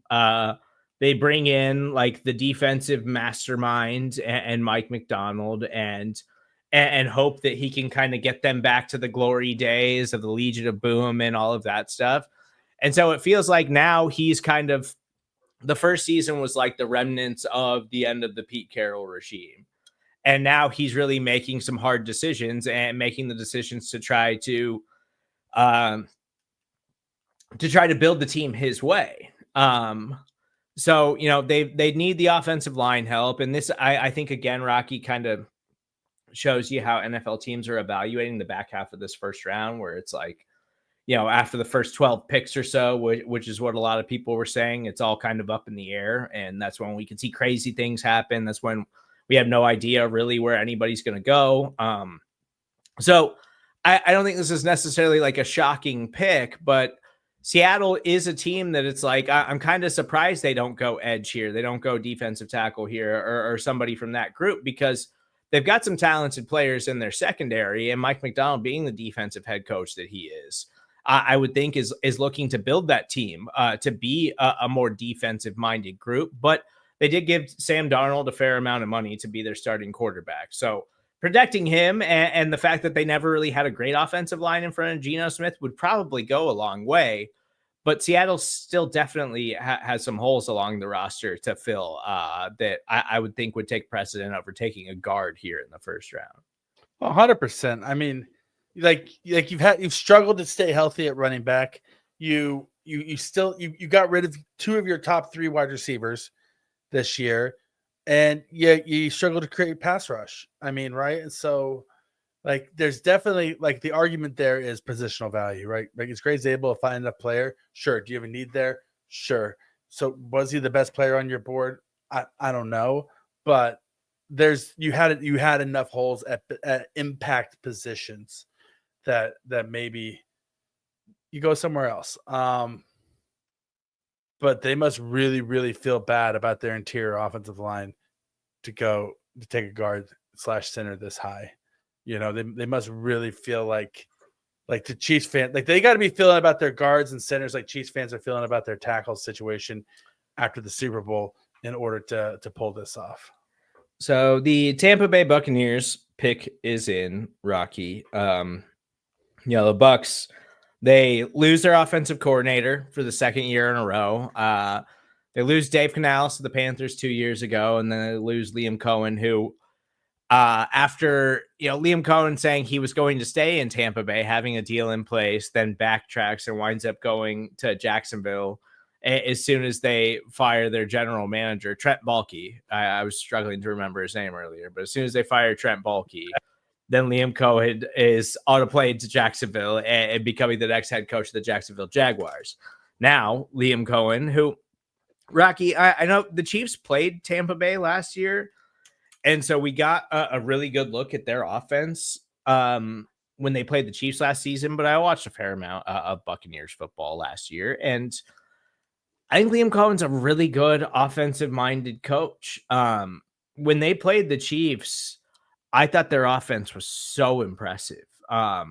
Like, just the way that he was scheming things up and scheming things open and making things easy for Baker Mayfield and the pass catchers in that offense and the running backs. Like, I think he is a really good offensive coordinator. And so now the Bucs lose him again, and the Bucs are another one of these kind of like limbo teams where it's like, yeah, they're kind of holding on to the past a little too much, I think, and refusing to look towards the future. So, they're running it back with Baker Mayfield. They're hanging on to Mike Evans. They're hanging on to Chris Godwin. Like, they're hanging on to key members of the defense. And they've got a good front office. They traditionally are very good at drafting. They've got second-year wide receiver coming into this season, Jalen McMillan, that I think is a really interesting player coming into year number 2.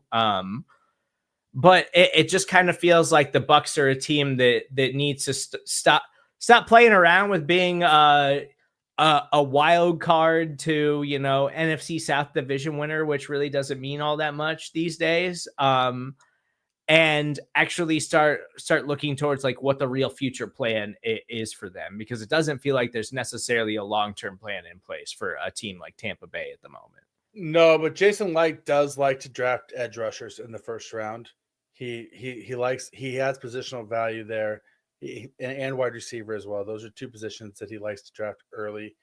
And we see there's guys at both those positions here, so I would not be shocked if we see an edge rusher. Or maybe Jihad Campbell from Alabama. But yeah, it would not shock me at all to see this be a defensive player.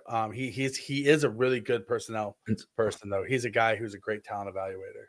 So for whatever reason, Adam Schefter just tweeted out Buccaneers picking ... And I don't know why he tweeted that out, because I don't think he's been doing that all night long. So that makes me think something weird. Is this Shedeur Sanders? Like, because he hasn't been doing that for every single pick. So it makes me wonder. How many years does Baker have left on his contract? I think he signed a 2-year deal, maybe, or maybe it was a 2-year deal with the three-year option. Oh, no. Ohio State wide receiver, Emeka Egbuka. So told you, they value wide receivers. Yeah, I mean, and they're good at it. They're good at drafting them. Chris Godwin's coming off of a major injury. Mike Evans is old. Like, keep that wide receiver room young. And like I just mentioned, like, I think Jalen McMillan's a good player. Like he showed a lot of promise in his first year. He out of the gates, Jalen McMillan looked like he was going to be significant for them, and then he gets hurt early in the season last year and wound up missing a good amount of time. And then really when he came back, it felt like he was never totally healthy. And then kind of late in the season, he had this like monster surge at the end of the year where he finally came on and was really producing, because I think it was the first time he had been healthy since the start of the season. So I think he's a good player. I think this pick is good. They value wide receivers. They value edge rushers. I think it's a very Tampa Bay pick where it's like I feel like they might have been surprised that a player of his caliber was still on the board here, because I do think he is a talented player, even if you don't necessarily believe him to be like a superstar wide receiver. He's the safest wide receiver. He might be the safest pick in this entire draft. He was going to be a first round. If he would have been eligible 3 years ago, he would have been a first round draft pick. If he would have come out last year, he would have been a first round draft pick. He's who I wanted the Chiefs to draft last year. And then he decided to go back for another season, because Ohio State busted out the pocketbook and paid all their players to come back to chase a championship. But he's like, his floor is so high that his floor is 800 yards and a wide receiver 2 on your team for 10 years. Right. And his ceiling is maybe 1,300 yards. Right. Like, I don't know if he's ever going to lead the league in receiving, but he's going to be a good player for you for the next decade. And he's definitely, like, you talk about players getting older. Chris Godwin is getting older, and he could definitely fill that kind of a role. Yeah. And that's Chris Godwin too. Like, it's important to remember. So Chris Godwin and Liam Cohen's system, like the change at offensive coordinator is something to keep in mind for the Bucs, but also that was Liam Cohen's first year as offensive coordinator for the Tampa Bay Buccaneers. So that they do a good job of replacing these guys and finding ways to fill these holes on their coaching staff. And I do think, like, Todd Bowles, maybe not the greatest head coach in the NFL, but I don't think Todd Bowles is a bad head coach. Like, Todd Bowles has had some success, and I feel like he doesn't always get credit, but Tampa Bay is a well-run organization. I wonder if they're ever going to be a team that's like got an opportunity to get over the hump. And I know they really only did it for those couple of years because they managed to land Tom Brady, but I think this is a solid move for them. I think that it'll probably wind up working out for them long term. I just wonder where they're going here in the future without a real plan to kind of move on past the Tom Brady era and the Baker Mayfield era, and just kind of being this perennial playoff team that nobody's really worried about when you actually have to go up against the best teams in the NFL. But 2 hours in the books. We're at pick 20. The Denver Broncos are on the clock. How we feeling, Rocky? You think we need another timeout? You think we got enough juice to power through this thing? We're gonna have some contributors jumping on here in a few minutes as well. I go all day, every day. Well, we got Ron Huber actually in the room. Oh, how we doing, fellas? I've been checking you out. You guys been killing it, of course, Rocky. Yeah. Were you pre-gaming before you came on here? Like, where the hell were you? Hey man, I'm just, hey man, we got a lot of life. This is my second draft party, my second draft coverage today. So we've been doing all right. I mean, the best man bun clearly on Foolish Club Media right there. Rockies is just killing it right there. Steven Seagal is jealous. I would just like to say that. Like, Under Siege, Steven Seagal in particular is not Glimmer Man, but Under Siege. No, Under Siege, like prime Steven Seagal, like putting a knife in somebody's head in the finale and putting it through his computer screen at the end. Steven Seagal. Shout out to Tommy Lee Jones, who will play that role. Does that age me? That's the first movie that I remember Tommy Lee Jones in. Fugitive, I didn't catch early. I think I'm certain. Because he kept doing, my favorite thing is what he kept doing with the knife. Yeah. I've watched that movie recently, The Knife Fight. Like, I used to think The Knife Fight was so cool when I was a kid, and I watched that. Doesn't hold up. You watch it now, it is so bad. They're not doing anything. Oh, man, it's great, man. Stop. man. When he was They're hitting not. it, They're not fighting at all. They're and he just was having to waiting go for through the those. ice. He's having to go through those columns, and he's pulling it back. Like, man, get out of here, man! Shout out to Tommy Lee Jones. Is he still with us? Yeah, I think he is. Yeah, Yeah. man. I'm excited, man. This thing is falling together. We got the Raiders who have needs all over the place, and they go running back at 6. You recap this with Rocky while I go to the bathroom, and I'll be back in 2 minutes. I hope it's a number one. No, I think it's falling together pretty well. I wonder if we'll see the Shedeur Sanders saga coming up in 2 picks as the Steelers are coming up after the Broncos here. So we'll see. That seems like the spot there. If he doesn't go there, then it's really wild coming up here. So it's interesting. We'll see what happens.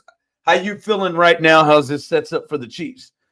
I think it's set up pretty well for the Chiefs. There's still some good pass rushers on the board. There's still 1 or 2 offensive tackles coming down the pipe. You know that the Broncos are probably taking Trayvon Henderson, I think, here at running back or something. Him or Hampton. Yeah, him or Hampton.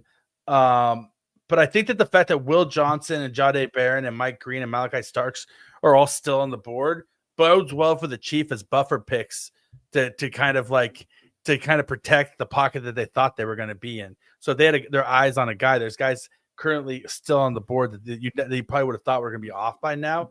By the way, real quick, the Broncos go with Barron, the corner. They go defensive back. The Broncos do, so they leave that running back up on the table. Yeah, that makes sense. I mean, I think that's like a Trent McDuffie situation, right? Like they didn't expect Barron to be there, and so they jumped on it when it was there, and so which makes sense. Which also tells me that, I mean, there really must be some serious concerns about Will Johnson's health, right? Like his that'd be long term because still on the board. Yeah, after Hunter, whatever you categorize him, I thought he'd be like the next corner off the board. So it must be injury related there. Somebody, and I think somebody may pick a steal very, like, obviously it won't be this catastrophic, but that was the thing with Trey Smith was, he's not really a 6th round pick. It was just a lot of the heart stuff that people were scared off of, and we'll see what happens with Will Johnson. No, I will say my dream, like one of my dream guys, and I would think the Chiefs were going to have to do some work, to go and get him, is like Walter Nolan excited me. And I feel like that's a spot that they need to get some more pass rushing strength at. And so that was a one. But the other guys, the kid from Oregon is still there, Harmon, if you want to go that route. But no, I'm with you. It's setting up pretty good. I think it's set up pretty good anyway, Rocky, because I just think the Chiefs put themselves, and I'm sure you guys have touched this in the last couple of hours, but the Chiefs have put themselves in a position in how they did their business in the offseason that they're not in need of. We have to have a left tackle like they did last year. We need another receiver. They've put themselves in a position where, there's not just a major need of something that they have to have. No, 100%. I think we touched on that. Yeah, you said just a little bit ago. And the whole thing is that's Brett Veach's whole offseason philosophy, it seems like the last couple of years. It's fill the holes in the boat with veterans or guys who are like stopgaps or who can do a good enough job. Because then that way, when you get around to the draft, your hand's not forced and you're able to take the guy who's highest on your board, the guy who you guys have identified as the best player out there. And so, yeah, but with Derek Harmon, I'm 100% with you that I think that he is a guy that the Chiefs have circled as a guy they hope falls to them. I think that if you could get a pass rushing defensive tackle next to Chris Jones in this draft, then that just unlocks Jones even more, because you can't double team Jones if you have two pass rushing defensive tackles. Well, the story of the draft is about to get crazier because the Steelers are passing on Shedeur Sanders. They are going to go with who we just talked about, defensive tackle Derek Harmon from Oregon, is where the Steelers are going instead of going quarterback. So this Shador situation is now about to take her, because now the only thing is what potentially teams trading back in that you would think to go get him, because no one else. And they showed a picture of Dion and Shador and another person in his family who looks like Pat Senior there a second ago. And that other dude who wasn't Dion or Shador had on one of those goofy ass giant hats that has Shador Sanders logo on it, and it was black leather. And that in itself, I feel like if I'm a GM, I'm like, nah, pass.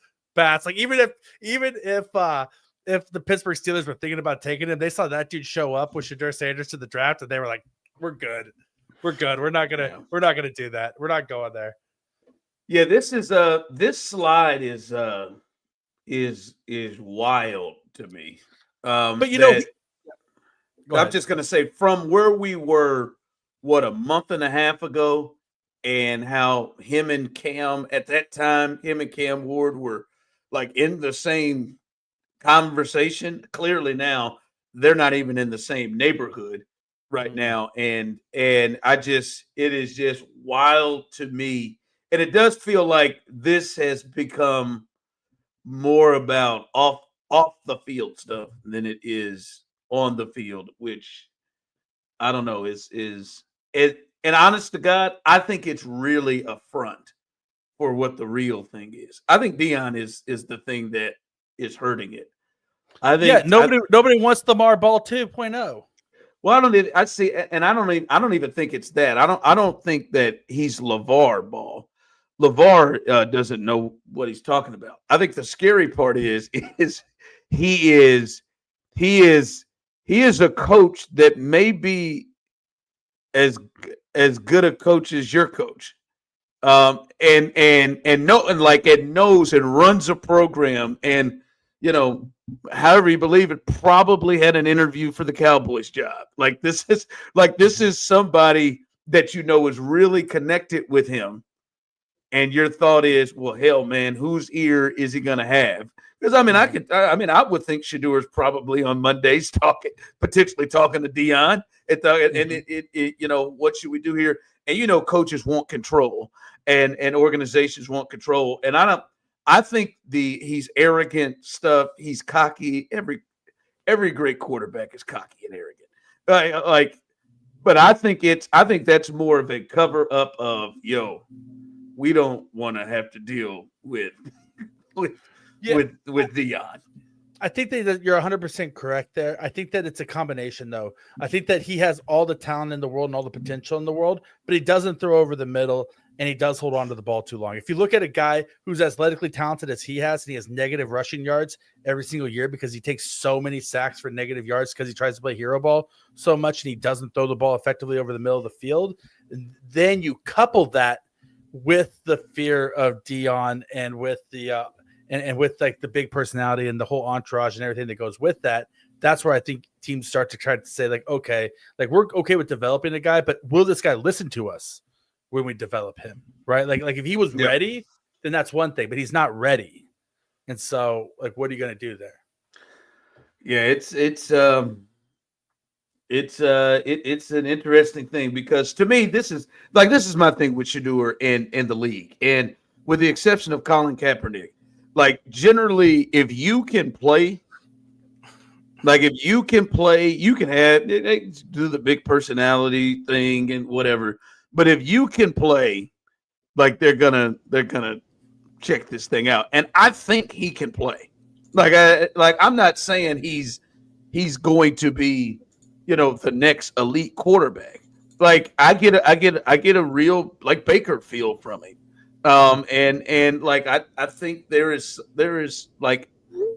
personality wise and on the field wise, and that's a winning quarterback who's been to multiple Pro Bowls and won playoff games and is leading a Bucs team right now. So I think he can play, and this is one of the first situation, and especially if this thing slides and he slides out of the day, or if Jackson Dart goes ahead of him, or Jalen Milroe goes ahead of him. Well, I think Dart is going ahead of him. I think he's definitely going ahead of him at this point. Ian Rappaport just reported that his understanding is that the Steelers were going back and forth like as late as yesterday on whether or not they thought it was worth it taking Shedeur Sanders at 21 overall. And I guess ultimately they decided Derek Harmon was the way to go, which I mean, that's a totally typical Steelers pick. Like I feel very confident that's going to work out for the Pittsburgh Steelers, but also like it makes you wonder, like it because I do think that Dion plays into a lot of this stuff right now.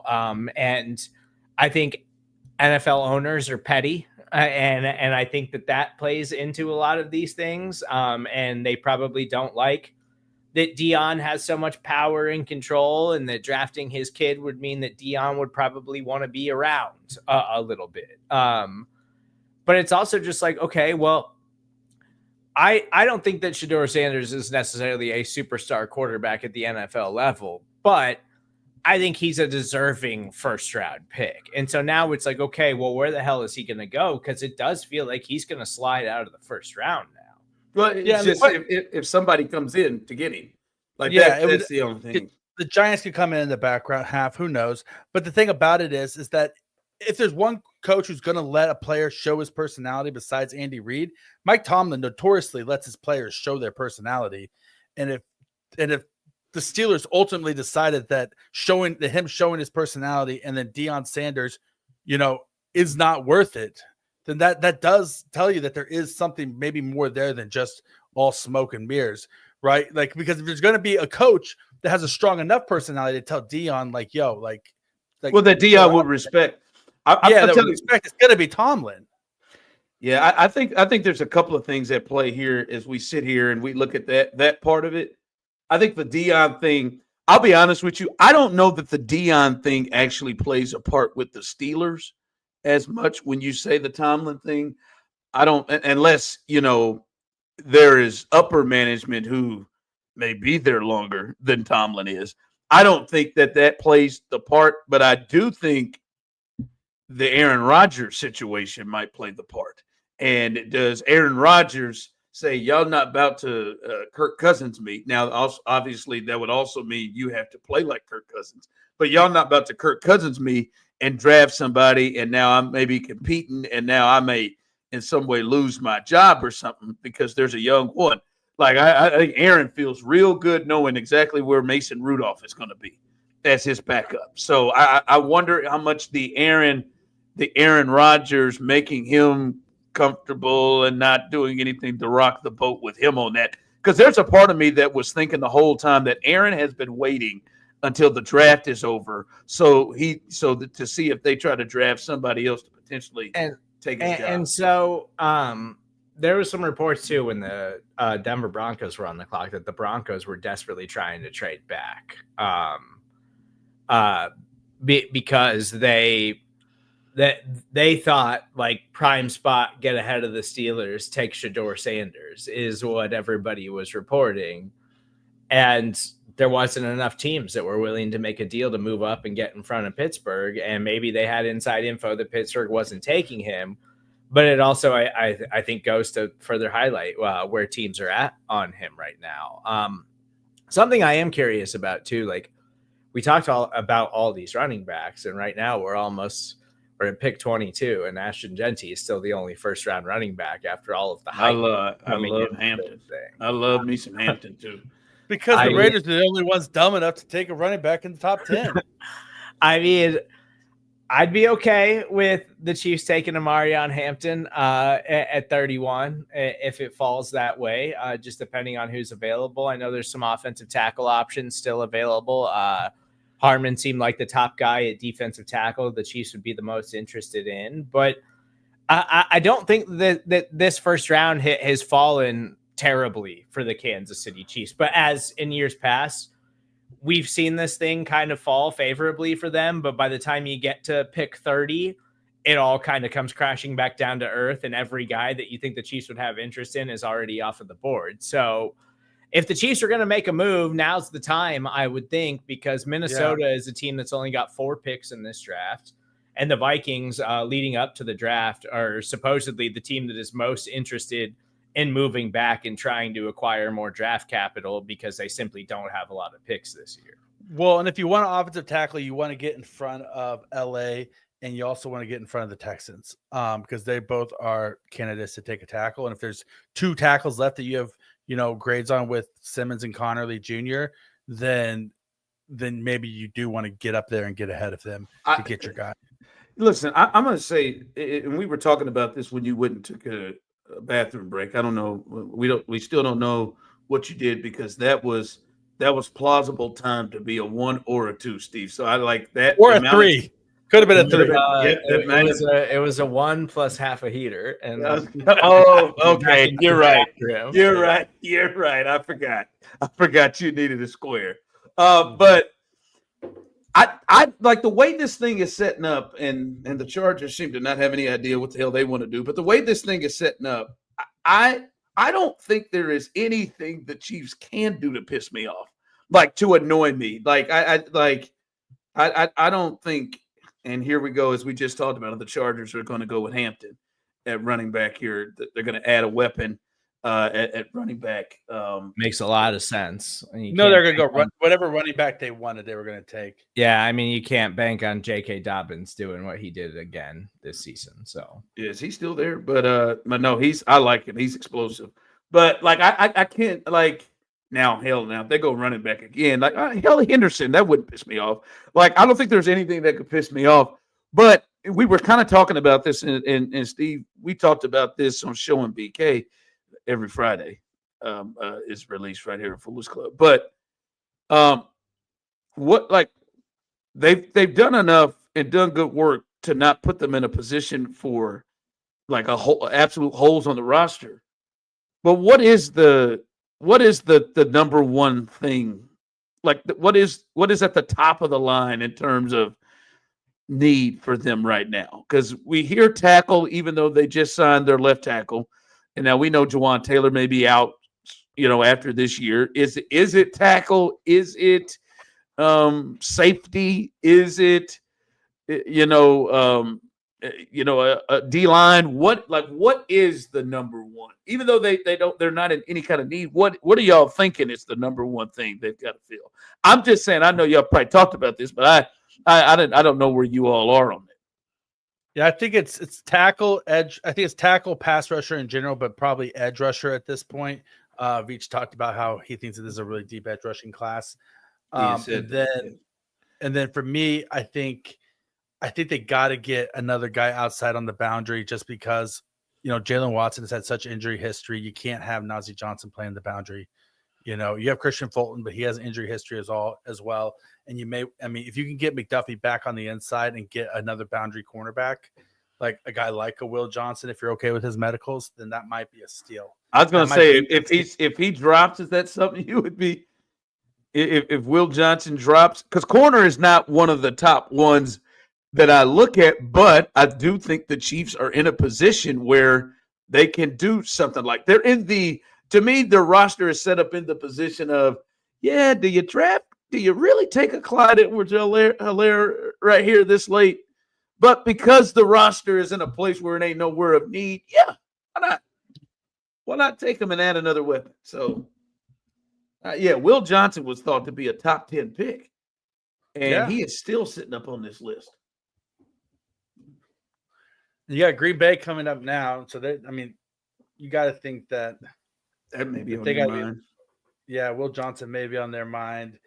There's still a couple wide receivers on the board though too. Yeah, like Golden. The speed, nice player. Burden. I would be surprised if he gets past the Texans. Mm-hmm. Josh Simmons might go here. Packers too. Yeah, I can see that. Donovan Ezeraku, he's starting to fall into his range here. I'm actually pretty surprised that G.I. Campbell's still on the board. I had him as my linebacker one ahead of Jalen Walker even. So I think the Packers really need pass rush and cornerback help. Like, I feel like those are the two biggest needs on their roster right now. You see James Pierce Jr., that's another guy that's taken a recent slide down draft boards that early on. He's like the kid from A&M, just not real productive all the time. And for what it's worth, that's the thing for him is outside stuff. Is he gonna play hard? Is he? That's the thing with him. He's got all the talent. That's just the big thing. Yeah, he had 43, pressures last year, 8 sacks, and a 23% pass rush win rate in the SEC. Like, that's nothing to scoff at. He is a little bit undersized. Yeah. He's a leaner guy. He wins with speed, but he's young too. He's still only 21 years old, right? Is he gonna try hard? Maybe, but he's also he's gonna mature. Hopefully, if you get him in the right place. Well, I mean, that was the thing with kind of Chris. Chris Jones. And let's be honest with you, Chris still takes plays off. So Ian Rappaport is reporting that the Packers are taking calls about possibly moving back right now. So it does feel like if there were a spot for the Chiefs to trade up, it feels like jumping ahead of the Houston Texans would be the best spot if they wanted to take a wide receiver. But it feels like it's going to be 23-24 right here. For the Vikings at 24, Packers at 23. It feels like if what are the Vikings looking at? Running back, defensive line, defensive back. Yeah. Probably. They need corner help. They need pass rush help. Yeah. Maybe they go Will Johnson. Yeah. And I mean, like I said, Peter Schrager reported, a couple days ago that the teams in the 20s were looking to move back because they expected to be a situation like this where there would be some guys that slid down and they would feel like, okay, on our big board, the guy that we could get at 22 for our needs versus the guy we could get at 30 or 31 or whatever is not that much different, right? And this next pocket of players for these guys, right? Like for these teams that don't have tackle needs. So, but these teams that do have tackle needs, they need to get up there, right? And so this is that sweet spot, I think, for trade ups and trade backs.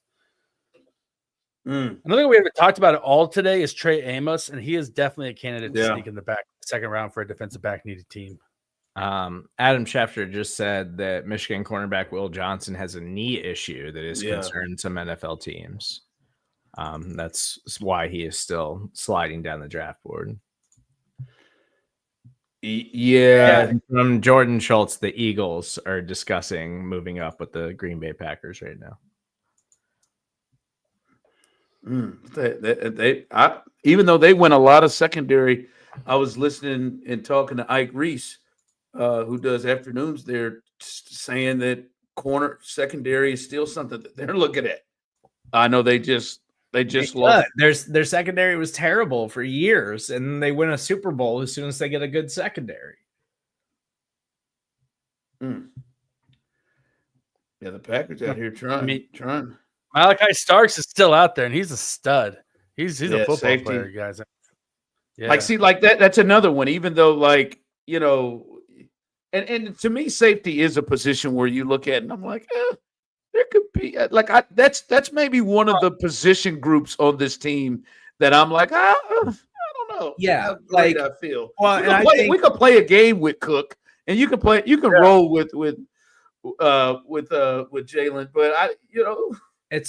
I think Jaden Hicks can be a stud. But then after that, it's like I'm not super confident in Brian Cook as a player. Mike Edwards is a fine veteran player, but it's not a guy you want to play 17 games with. And then, Steve Spagnuolo values a top end safety in his defense. He always has. Well, and I think Jamari Conner is going to play more safety this year, which is damn it, he better. I don't need him in corner. Pick is in, so they must be staying put. Must not have gotten a good enough offer from the Philadelphia Eagles. So we'll see where Green Bay is going here. That also would have been some shit to trade out of the first round if you're the Packers when you're hosting the NFL draft. That'd be tight. That Pistons move up. That happened to me when the first NFL draft I ever went to. First draft I ever went to in Chicago. Packers going Marcus Golden. Chiefs trade out, and that was the year that they drafted Chris Jones and Tyreek Hill. So it worked out for the Chiefs, but the first NFL draft I ever got to attend in person. I did not get to see the Chiefs make a first round selection. Yeah, but you were at the they were at the host team. Like Brett Veach said in interviews that Clark Hunt told him that he was not allowed to trade out of the first round when the Chiefs hosted the draft. That they had to make a first round draft pick. Yeah, that would have been Marcus Golden, man. It just adds to all of them damn receivers they got over there. Yeah, and they've got a lot of them. They just don't have a number one. Like they've got a lot of guys that can do lots of things, and Matt LaFleur's a great offensive play caller. They just don't have anybody that they don't have any go-to guys. Like they don't have any guys that legitimately. And I really think that the biggest deficiency that the Green Bay Packers have as a team is in the secondary and their pass rush. Like they just don't have consistent enough pass rush. Like Rashawn Gary has his moments, but other than that, they don't have anybody that really just puts legitimate pressure up front constantly. Yeah, Golden is a nice selection for him because he's got kick return abilities as well, and the speed. He plays, man. He plays so much bigger too than his actual size. Like he's only 6 feet 195, but he has a 61% contested catch rate last year, right? Like he has long arms and he has really, really good, has a really wide catch radius. And so that he's able just to pluck the ball out of the air. And so I see him as being a guy that's going to be good for them for quite a while. He can go. Like he can float. He can scoot. Go. Yeah. I'll be honest with you. I don't know what the hell the Houston Texans are doing. Trading with the Kansas City Chiefs. That's what they're doing. I just want to make sure. And that might be it. I don't know what they're doing. That is, they need all the guards that they could have dreamt of are gone. Tyler Booker kind of caught me off guard with how high he went, but then Zabel goes. Gosh. And then any of the tackles, if they want to go there, although they have just brought in 11 tackles, and then they need speed outside, maybe they go Luther Burden, but I would be pissed if the Packers are trying to trade back and Golden's sitting there and you're 2 spots behind and Yeah. No, 100%. And yeah, I mean, you look at it. There's going to be guards in the second round, right? Like Ozzy. If you want a guard, like Ozzy Trapilo in round 2 is a guy that you should definitely have circled if you're the Houston Texans. Yeah, well, they need to plug and play, and they need to have confidence in plug and play. Well, and I think Ozzy Trapilo is that guy. I think that he played tackle at Boston College, but I mean he's got that Trey Smith nasty mentality, and I think that he starts day 1 in the NFL. So it's all reports leading up to the draft were that like the Vikings were the prime target for most teams to trade up here. So it does feel like if the Chiefs are hopeful that there's an offensive tackle still on the board, they have identified that like this is the guy. Like this is the guy that can. I was going to say, but who is that? Who is that guy? Well, they brought Josh Simmons in on a top 30 visit, and they met with Connor Lee Jr. at the combine on an official meeting. So whatever they want to know about either one of the guys that are still on the board, they have learned and figured out at this point. So I think the problem too, with all of that is like I feel like any trade up, every team is going to want the Titans' 3rd round pick, and I would try to get it done at all costs without giving up that pick. Like that's I'd be more happy to give up the 30 pick, right? Yeah, like it's a valuable pick. I would like for the Chiefs to hang on to that pick, and I feel like any team that's even going to entertain a trade with the Chiefs is probably going to want that pick. And it says the Vikings pick is in now, so they must not have gotten enough from anyone to move back out of the first round or move back to later in the first round. Yeah, and I don't think this will. I don't think this will kind of mess with what the Chiefs want to do. Maybe they go defensive back. The Starks thing is really starting to become intriguing now to me, right? Like if with Harmon gone, what other? I know Rocky, you probably got it in your head. What other like front 7 defensive linemen are there? The kid from Tennessee, we talked about. He's still there potentially as somebody, but Mike Green is still there from Mike- Marshall as well. Donovan Yeah. Ezeraku from Boston College, James Pierce Jr., Nick Scorton from Texas A&M, who's he's all projection at this point. And then you got an interesting guy is Omar Norman Lott, a guy who has slid down draft boards recently, who was going in the 20s for a lot of the draft process. And so, but really that's it for like that first round. And then you have the borderline guys like Jack Sawyer and Landon Jackson from Arkansas.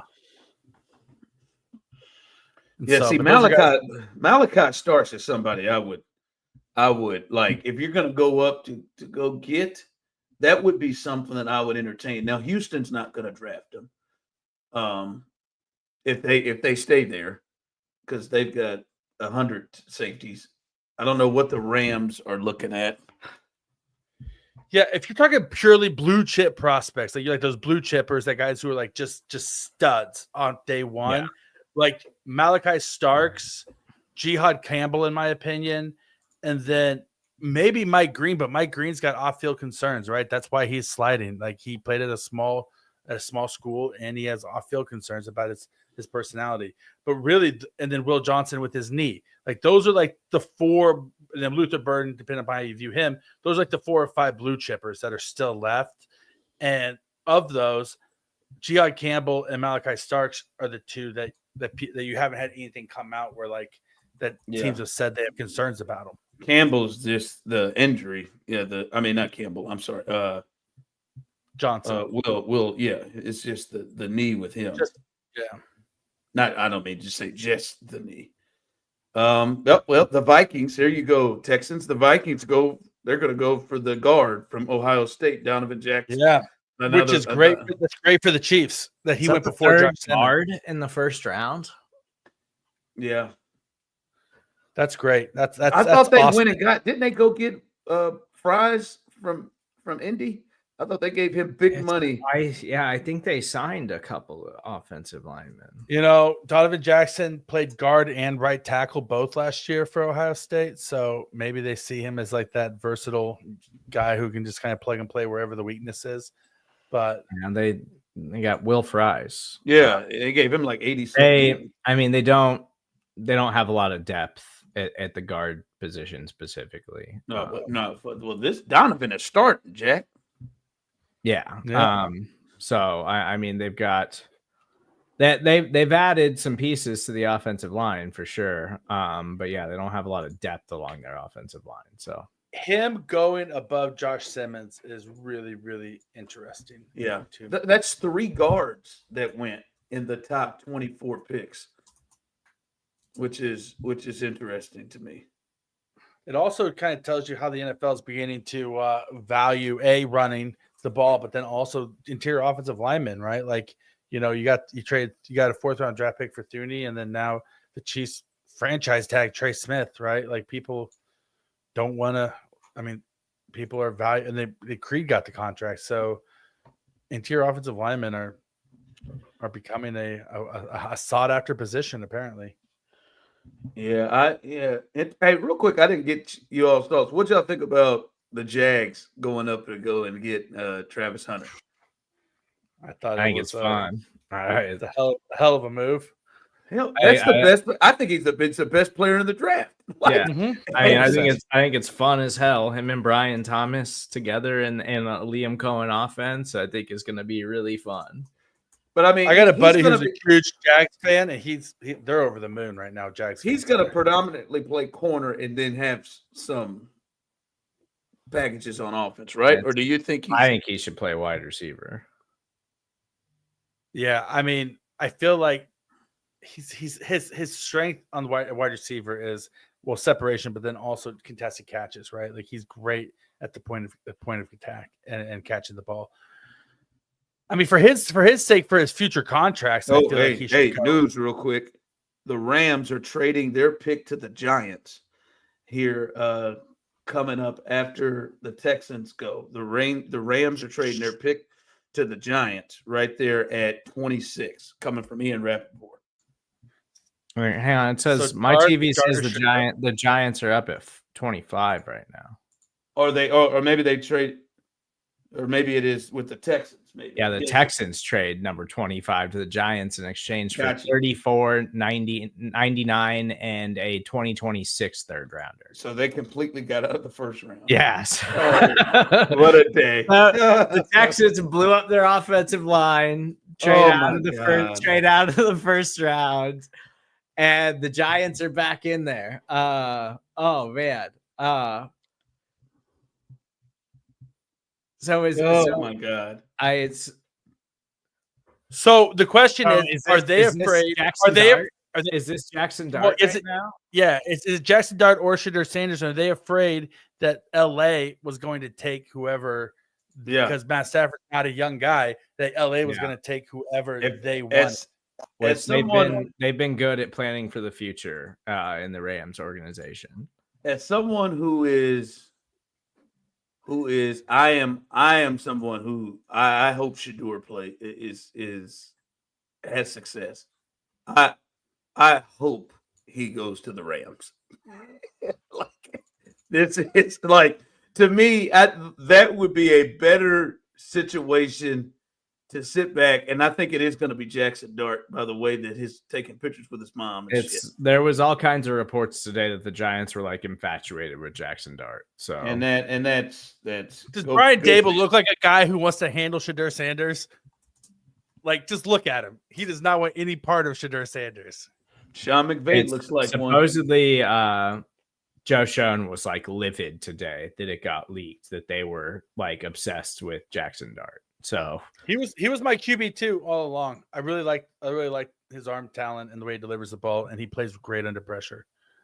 So I mean, I've liked Jackson Dart. I caught heat from Kramer on Beach Season back in February saying that I thought Jackson Dart could sneak into the back end of the first round. I just like the mic drop on that one that your boy was ahead of it. There you go. Pick is in. Looks like it is going to be Jackson Dart. So, so that trade didn't really affect anything for the Kansas City Chiefs. So no, it didn't. Offensive tackle still alive for the Chiefs. We'll see what happens with the Rams here. If I'm a Texans fan, I'm a little annoyed right now based on the needs of that team and trading out of the first round. Trust. I will have a lot of fun tomorrow at 2 o'clock. Let me just say this. A team and to me, for Chiefs fans and everybody watching, like, it's the Texans. The Texans fancy themselves being a fringe contender in the AFC. And they have won a playoff game the last 2 years, and that game was relatively competitive in the second round last year. And the thing that they couldn't get done was they didn't have any answers down the field in separation outside of Nico Collins, especially when Tank Dell got hurt, and he may not play this year. And then the last memory we have is each member of the Chiefs defensive line taking turns and hitting CJ Stroud's ass into the ground. That's in particular George Karlaftis, who was the one who really enjoyed it. And so far, what they have done to their offensive line is trade Laramie Tunsil and trade Kenyon Green, bring in Cam Robinson, bring in Trent Brown, bring in Laken Tomlinson, and bring in Ed Ingram. That's what they have done thus far. It's their offensive line. Oh, yeah, they drafted a second-round tackle last year. The word is they're probably going to try to kick Titus Howard back in at guard and see if that kicks. I mean, this is interesting that they have gone on in this direction. It's but a team that 2 years ago, rookie CJ Stroud had me just buying into everything and had an offensive coordinator who was a hot head coaching candidate and then totally unraveled in year 2. And then they blow up their offensive line, trade the only guy that's worth anything, and they trade out of the first round with serviceable and talented offensive lineman prospects still on the board. That's very interesting decision making by the Houston. Can we real quick? Can we just fire Brian Dable and Joe Shane now? Yeah, they need to. Yeah, I they're mean, lame ducks. They the should have fact- been fired. The leash that They- they've gotten is absolutely insane. You extended Daniel Jones, and then it was a complete train wreck. But now you've allowed them to draft Jack. I'm telling you this right now. Honest to God, I'm not saying Jackson Dart or Shedeur Sanders are going to be great, but you took Jackson Dart over Shedeur Sanders because you don't want to deal with Shedeur and his dad. Mm-hmm. Even though and listen, if you disagree with me, fine. I think there is nothing in this world that says Jackson Dart. You would feel better about Jackson Dart than you would Shedeur Sanders. To me. Now other people may disagree, whatever. I don't think so. For me, and I think that you just said, man, I'll do this as opposed to having to deal with those guys, and that's what's going to get you fired. And I don't know. I don't know what the Rams are going to do. That to me would be and I don't think they're probably like right now. I'm with it. I didn't think that this was going to happen tonight. I do think Shedeur falls out of the first round. If I'm the Rams, I might be tempted to take Shedeur here. I think that would be a great spot. I think Dion would love it. I think Shedeur obviously would like to have a chance to start day one, probably, but this late in the first round, that's just not going to realistically happen. But Dion would understand. You're going behind Matt Stafford. Yeah, you're sitting behind a Super Bowl winner, one of the best quarterbacks in the league. He's in LA. Best offensive coaching staffs in all of the NFL. He's in LA. He is with Sean McVay. Like that would be this right here. Jackson Dart, I would throw my phone and go Eli. Like you're literally going to a place in which the coach and the GM. The Rams just traded their pick to the Falcons. Okay, well the Falcons definitely ain't. Shedeur Sanders. I mentioned that earlier when the Falcons came up. I was like, the funniest thing they could do is pick Shedeur Sanders after shocking everyone with the Michael Penix pick last year. Is that now? This one could affect the Chiefs though. The Falcons jumping back in. What are they jumping into? Well, so yeah, I mean, I'm thinking, man, they needed linebacker and edge rush help. They got linebacker and edge rush help both in Jalen Walker. They need another wide receiver. They need, I mean, you can never have too many offensive linemen. If they don't take an offensive lineman here, then it's set up really well for the Chiefs to get a tackle to follow the Chiefs and them not have to draft. They need another offensive lineman, yeah. But I think they need just defensive line help in general too. Like not just maybe this is the Malachi Starks value pick. Maybe they say, hey, that's what I was thinking. We want 2 Georgia studs. Yeah, that's if you want to sell tickets, that's how you do it. You bring in a pair of Georgia studs and for a Georgia team. Yeah, that's I want to say right now that I am all in on Starks. Like this is where I am. I'm all in on Starks. What's up, big head? What's going on? Give me 1 second. I'm ill prepared. Trying to get my. All right. Can y'all hear me? I know you. Yes, we can hear you. Yeah, we hear your ass. Cool. We hear you. Hey, calm down. Hey. Don't think I didn't hear all that shit you were talking about the Texans like fucking 5 minutes ago, bro. Oh, ain't no shit to be talking about. Don't think I missed that. But this Rocky, this is Osita, who is a kind of Texans fan, kind of San Antonio. Hard every day, all day. My daddy was a Texans fan. His daddy was a Texans fan. I don't think his daddy was an Oilers fan. Come on, let's be real. I don't think he his had. Daddy was a Warren Moon fan. Yeah, this Jackson Dart, like this is. I am sorry. It is. I am dying with this. Right. I'm sorry. They are honest to God. Tell me this: if Shedeur had and I'm going in quotes, if Shedeur had a better attitude and his dad was Travis Hunter's dad, like, would they have selected? Let's say either one of those. If he had a different father that wasn't Deion Sanders, or his attitude was better, I mean, he would not be falling into the second round potentially, and Jackson damn Dart wouldn't be going ahead of him. This is insane to me. Lane Kiffin's laughing. I mean, I think Jackson Dart is the better quarterback over Shedeur Sanders, but I definitely think that Why? He's definitely got a bigger arm. Like that's the biggest knock. Got a bigger arm. He just doesn't have. He processes. I think he processes the game quicker, and I think he throws across the middle better. I mean, Shedeur Sanders doesn't throw across the middle. He holds onto the ball too long. He tries to play hero ball, and I mean, I'm not a fan of his game. And then you do couple that with the distractions of the Sanders name, and it is something.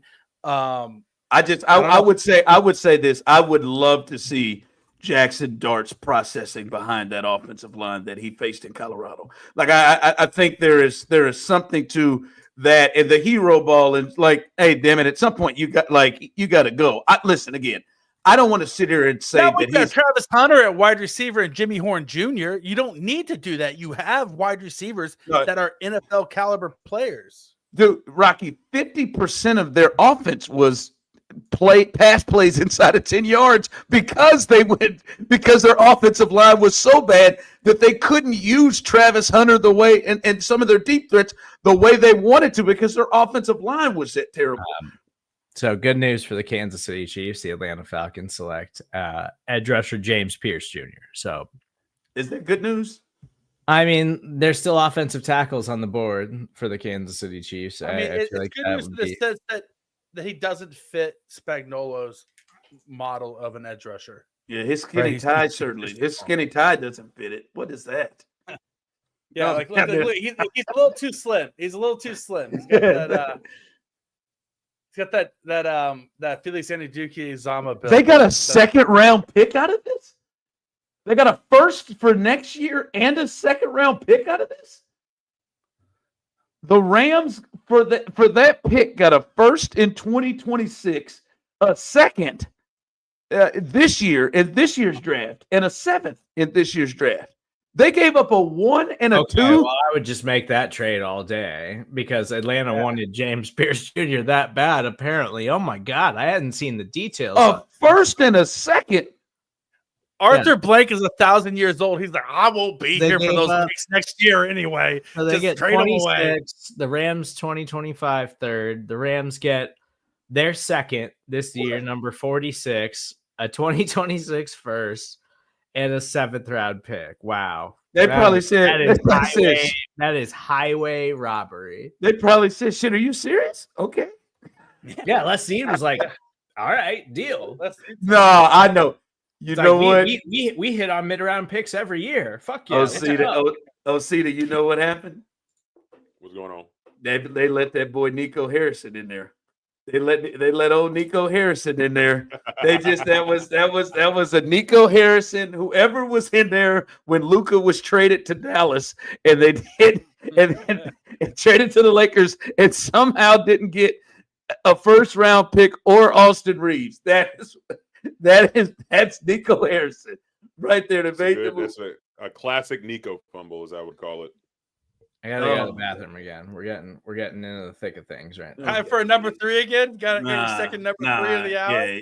Yeah. You need to smoke. That's what you need to do. That's what it is. No, listen. I am. That's cracked the beer, which means that he needs a square every 10 minutes. Absolutely, he's cracked it. By the way, now Baltimore's coming. I feel like Baltimore is going to do something that potentially is in place of where the Chiefs go. Like, don't this feel like they would get Malachi Starks? Like, doesn't it feel like that's a Malachi Starks pick right there? Baltimore's gonna probably take the best defensive player. But you look at it now, who's gonna take a tackle before the Chiefs? So, like, the Chiefs probably are gonna have their not Baltimore. Yeah, not Baltimore, not Detroit. Washington just took Houston. Laramie Tunzel. Yeah, so not them, not the Bills. I mean, really, like it looks like the Chiefs could stay put, and they're going to get at least one of the two of those guys who have a late first round grade on them, without having to move up, which is best case scenario. But to your point, do you want to take the tackle 4 or 5 in this draft, or do you want to take safety 1? Yeah, because well, let me get this with you. By the way, I cannot tomorrow in Houston radio, Osita. This is going to be fantastic. I can't like you're going to have a perfect case of either meltdowns or just flat lies to themselves. Lies to themselves of, oh yeah, no, I get what Nick's doing. I get what I get. It makes sense. I get that the car crash of the offensive line they had and they did nothing.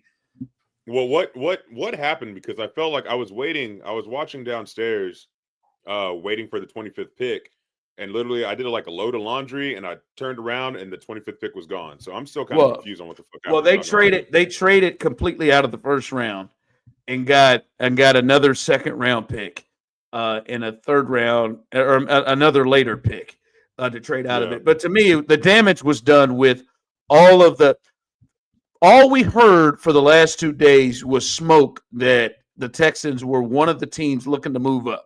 The teams they said were the Jags, the Texans, and the Broncos.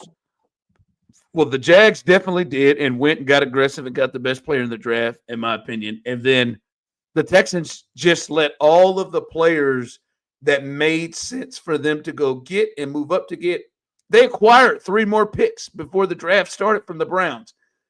All of those guys then went off the board. And then at 25, I think they were waiting to see if Matthew Golden would be there. And the Packers wanted to trade. They didn't. They stayed right there. I know the Packers are pissed. The Packers would love to have had whatever Atlanta gave the Rams. That's what the Packers and the Vikings were looking for, trying to figure that out. And they couldn't get it done, but the Rams pulled it off. Serda, that was a fast cigarette, my boy. Yeah, that was a quick stogie, dog. I think he went outside. I think he went outside, eat and smoked at the same time. He was. That's what the backyard. Multitasking. Yeah. All right, the backyard's for. All right, so Rocky, you said you went through the potential tackles. Dan, what you drinking? Buffalo Trace. Oh yeah, okay. Straight there you go, neat. All right, but you talked about all of the tackles, like teams that may get tackles there. What do you make of the tackle they brought in from the Niners? Like do you look at him as all right, they filled their void at left tackle, or you like from now in the future, or at least the near future, the next couple of years, or do you think they should be drafting for a starting left tackle? I think they still should be drafting for a starting left tackle. I think Jalen Moore could be their right tackle of the future. I think that he can, in a pinch, play left tackle. He filled in fine, right, when Trent Williams went out last year. I actually predicted them to sign him 3 days after the Super Bowl in my "How do the Chiefs make sure this doesn't happen again" article. And looking at tackle options, I said that he was the only one that made sense for the Chiefs to actually sign in free agency. So I'm glad that Brett Veach does listen to me, since I named my podcast after him. By the way, the Ravens did take Malachi Starks. Yeah, it makes sense. You knew they were going to. Like they were just sitting there, just greedy, like just is he really gonna drop to us? Is he really gonna drop to us? Well, I feel like Baltimore gets those guys every year at the back end of the first round. Like they're just, and they never have to move to get them. Yeah, they're just great at drafting. They just sit and wait, and great players fall to them. Like that's going to be a nasty safety duo with Kyle Hamilton. Well, it's just like you don't often get a chance to get Pro Bowl level. Like I'm not saying ever, but Pro Bowl level players, consistent Pro Bowl level players at this part of the draft, like a safety that can go and cover and run with dudes. You don't generally, them damn ball skills, you don't generally get that late. Mm-hmm. And because he dropped for some reason. I don't know. Ooh, Will Johnson is there too, by the way. So maybe that is I mean, you're looking at it now, like you got to be thinking, okay, Detroit, are they going Mike Green or Jihad Campbell? And their pick is in, so Detroit went quick. Yeah, one of the two right there, and then Will Johnson, either 29 or 30. Maybe they took Shedeur. I mean, They did just give Jared a lot of money, but That doesn't mean anything. Michael Penix Jr. yeah. And Jared did unravel in the postseason a little bit last year. Man, they ain't taking. They don't have Ben Johnson anymore. So. I mean, but then Dan Campbell did also say, you know, I don't know about LA, but you're good enough for fucking Detroit, Jared Goff. Right. So I feel like they have a bond. What's wrong with the Falcons? What do they do? Like, I'm not saying, and the paying Kirk Cousins and Michael Penix. Like, I don't think Terry Fontenot's a good general manager. Like, No, I don't think he's a good person. and I don't think that Arthur Blank is as sharp as he once was. I think he still sleeps in a coffin. I think he is exactly. He can suck blood. I think he was on. He wakes up. He has a straight IV from like the blood of a toddler that goes into his body, and then he just makes it through one more day. I'm certain he was in Once Bitten, and I know he was. I know he was in Once Bitten with Jim Carrey. Osita, go look look him up. The Home Depot's man, the man who brought us Home Depot. Go look up Arthur Blank. He looks like a vampire that sleeps in a coffin. Is that what Arthur Blank is rich from? Yes, Home Depot, man. Like if you were to tell me that Arthur Blank traded up to get James Pierce because he wanted to get out him, I would believe it. If he just wanted that body. He wanted that body. If he's over there, he looks. Look at that blood. He looks like he has the face. That son of a bitch is so negative. He looks like the old guy from Up, dude. Like he's got that face. Got that skinny mustache. Mm-hmm. He looks like a Southern gentleman who doesn't want you digging into his family's history. That's what he looks like. Because yes, he does.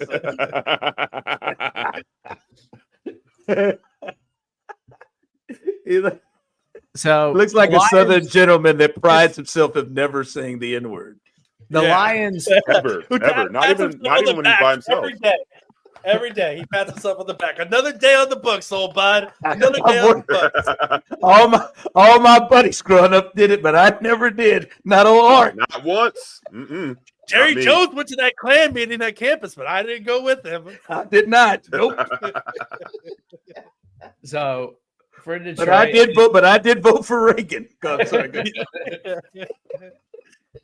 Like I'd still vote for. He'd probably still vote for Ronald Reagan. The way that he looks right now. It feels like Will Johnson's got to be a lock for the Lions. Their biggest issue. They need it. I mean, hands down. They certainly didn't get it fixed with Arnold last year in the first round. Yeah, I mean he's out there like Steve Nelson out there grabbing people. Unless his knee is really just completely done, and then Trey Amos, right, would probably be the pick. So it does seem like the Chiefs are going to potentially looking at the Josh Simmons, Connerly Jr. from Oregon, Luther Burton there, Will Johnson. It feels like, I mean, some of those guys, if not maybe hell all of them, are potentially sitting there as options. Yeah, You said Mike Green too. Yeah. I'm on the record of being a huge Josh Connerly fan. I think he's the most athletic tackle in this draft, and I think his upside is through the roof. I think he's a starting left tackle. Lions went defensive line. So, I mean, if we get Josh Connerly Jr., where do they go? I'm super stoked. Tyleek Williams. I ain't got him. That makes sense. Okay. Well, I think that does make sense. I would say that the second biggest need for the Detroit Lions was defensive line, because their defensive line last year, Aiden Hutchinson, obviously the biggest injury for them all year, but their defensive line by the postseason had totally fallen apart. Like they started the year with a defensive line that actually looks like it was going to be really, really good. And by the playoffs, it had totally evaporated. Everybody was injured. It had totally fallen apart.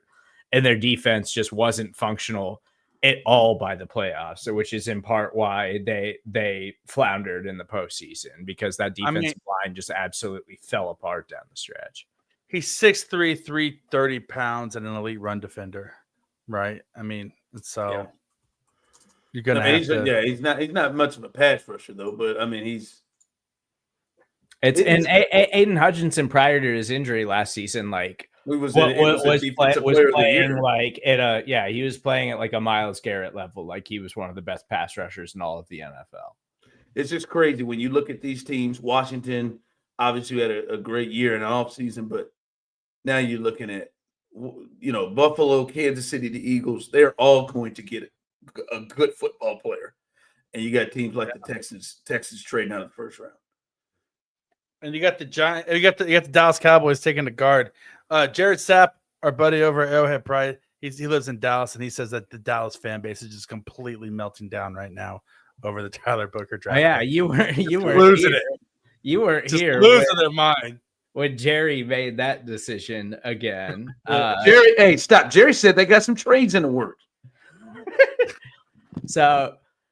They don't have much of any value. What's he going to trade? Micah Parsons? Like he's got Micah Parsons, CeeDee Lamb, and Dak Prescott. Hey, man, everybody's retiring. They got some trades. They got some stuff in the works, man. Shoot, man, you don't know what Jerry's doing.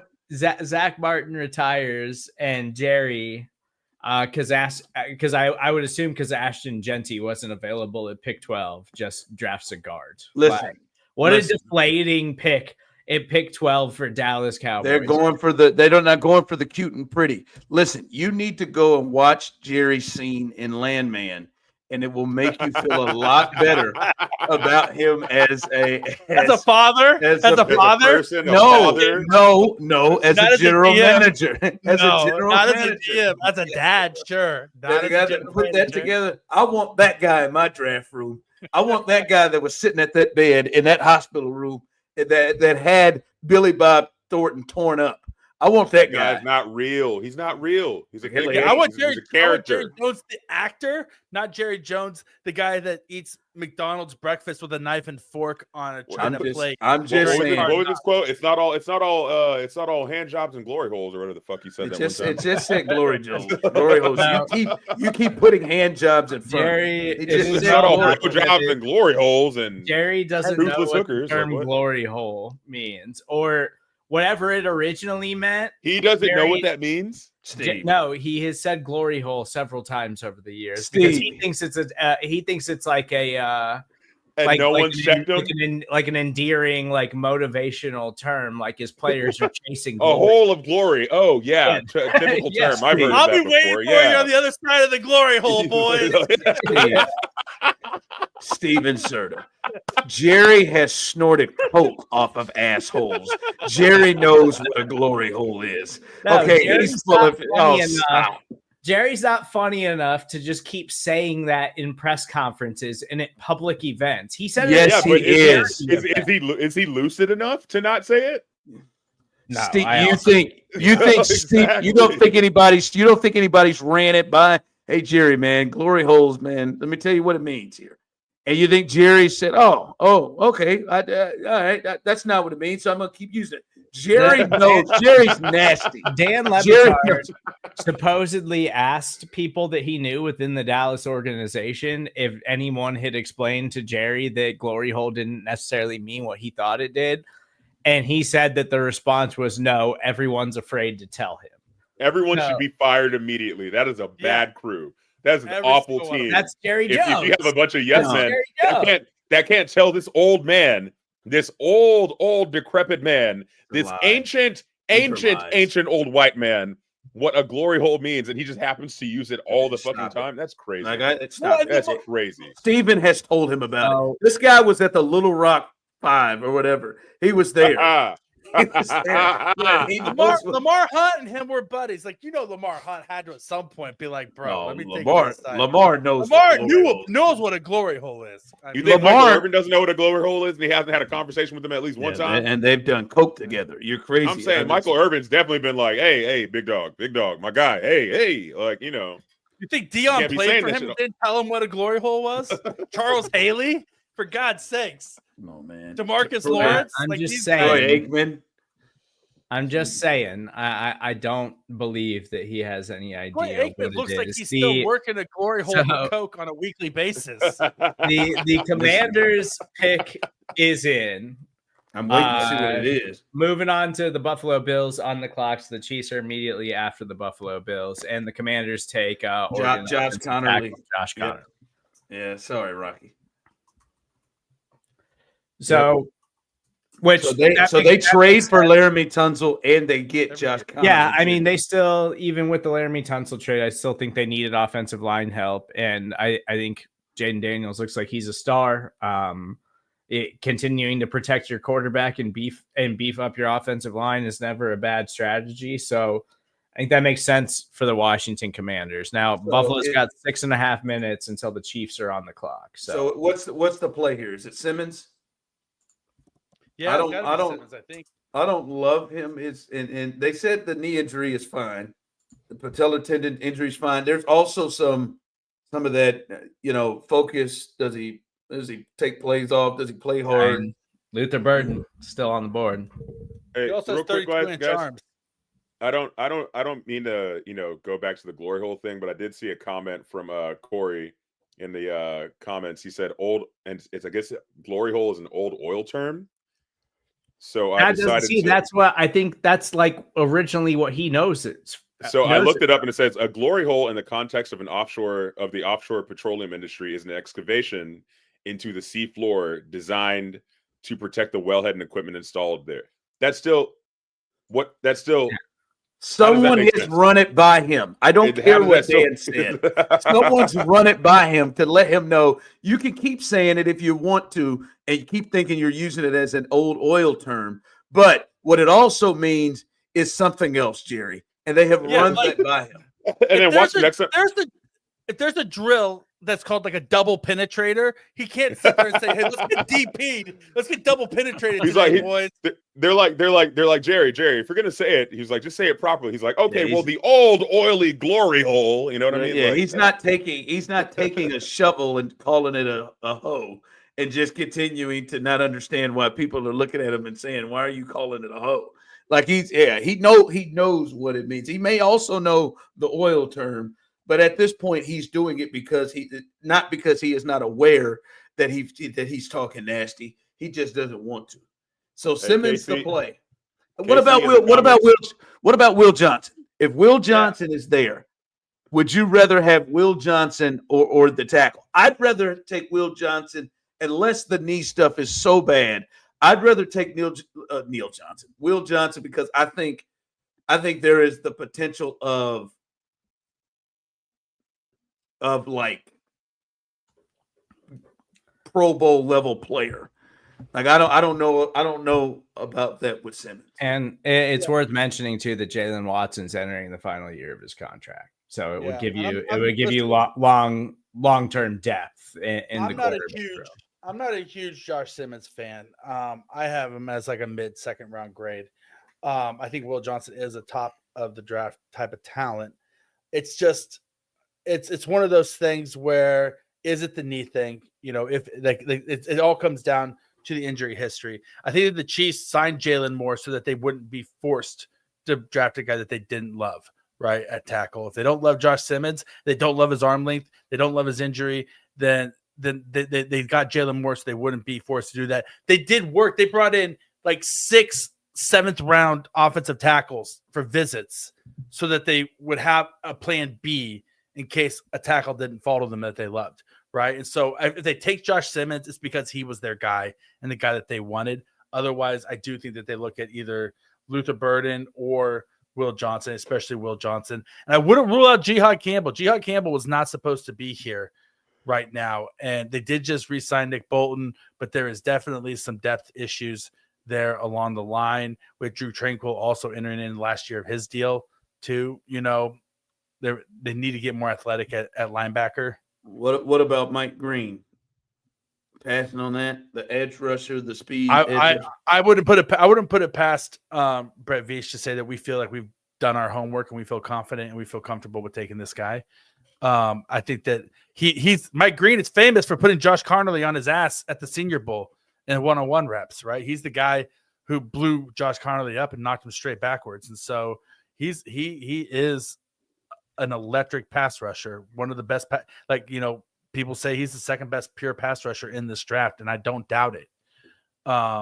And Brett Veach values the trenches, whether it be offensive or defensive. So either one of those, I could see it going Mike Green for sure. Those of you scoring at home, Brian Daboll came to his presser already and let everyone know that Russell Wilson is the starter. Oh, of course he did. The Bills pick is in, so we should have that here pretty shortly. The Kansas City Chiefs are officially on the clock, so I don't know. It feels like there's still some options here. I'm kind of leaning more towards Will Johnson, but then it's like, okay, how serious is this knee thing that is kind of holding teams up? Like, is this He was a top 10 pick. Is this a thing that could really see him make not just talking about a day one slide, but like a significant day two slide, because Chiefs have the top pick in the third round. Can you hold out on that? Can you go? Are you going to go take your offensive tackle or reach on an edge rusher or something here? Are you legitimately just going to take the best player available that gives you the best opportunity to find a day one contributor? And I think that's the smartest thing that the Chiefs could honestly do at this point in the draft. The Eagles have traded up one spot with the Chiefs. Are you kidding me? Okay, well, I'm fine with that. The Eagles had a lot of draft picks, so I'm getting this from Mike Garafolo. Eagles are on the clock. That the Chiefs wanted Josh Connerly, and he got picked. And trade up one spot. That's what. Okay, the Bills just selected cornerback Maxwell Hairston from Kentucky. All right, Will. Matt, so that's crazy. That tells me that people really do not feel good about Will Johnson's. I bet you the Eagles drafting. It's the Bills. That's the Bills need cornerback help. Like they've had serious issues at cornerback last. Maxwell Harrison's coming off of a season-ending injury, right? So he's coming off of injury. So the fact that they drafted a guy who's coming off of an injury ahead of Will Johnson is kind of telling to how scared people really are of Will Johnson's knee. Damn. Yeah, I mean that is a hell of a drop. What about to me Henderson? I wouldn't have a problem with the running back. They wanted to do that. There's a lot of options that they could go to. Yeah, I mean there's some running backs I wouldn't be upset about. The Chiefs trade 31 for 32 and round 5 164. I don't believe the Chiefs had a 5th round pick, right? So they didn't. So that's good. It's just picking up an extra mid-round pick. Yeah, that's fair. If the guy, especially if you know that the Eagles aren't going to take the guy that you want. Like if you didn't, say you're the Chiefs and you didn't feel good about that knee for Will Johnson, but you know the Eagles are going to go up and take him, then it doesn't hurt you at all. Yeah. Who would? I guarantee you, Brett Veach asked them, said, "Who are you taking?" And they said who they were taking. He said, "Okay." Even if they take Will Johnson, I feel like that'd be a total Eagles pick, like Howie Rosewood. That's again similar to the Ravens. That's his MO. Cooper DeJean not being around one pick last year seemed absolutely insane. And so the Eagles landing him in the 2nd round was like a steal, and everybody knew it was a steal. This is the Eagles' MO. They wait for teams to get in their own heads and reach on guys and take players that they shouldn't. And the Eagles and Howie Roseman always capitalize on value. So if it is Will Johnson, it's a very Eagles pick, and then it makes you wonder whether or not the Chiefs were just out on him because of the knee issue as well. Well, maybe they just don't want to go corner. Maybe that's the case too. And they don't have the 5th round pick, so they were perfectly fine moving back one spot to just pick up that 5th round pick because Veach did say that he's in the 4th and 5th round the last few years. Yeah, Veach did say that he saw the value at the cornerback position from rounds 3 to 5. So, maybe he's like, okay, the cornerback that I saw value in is going to be there with this pick we just got from Philadelphia, and so. I'm looking at this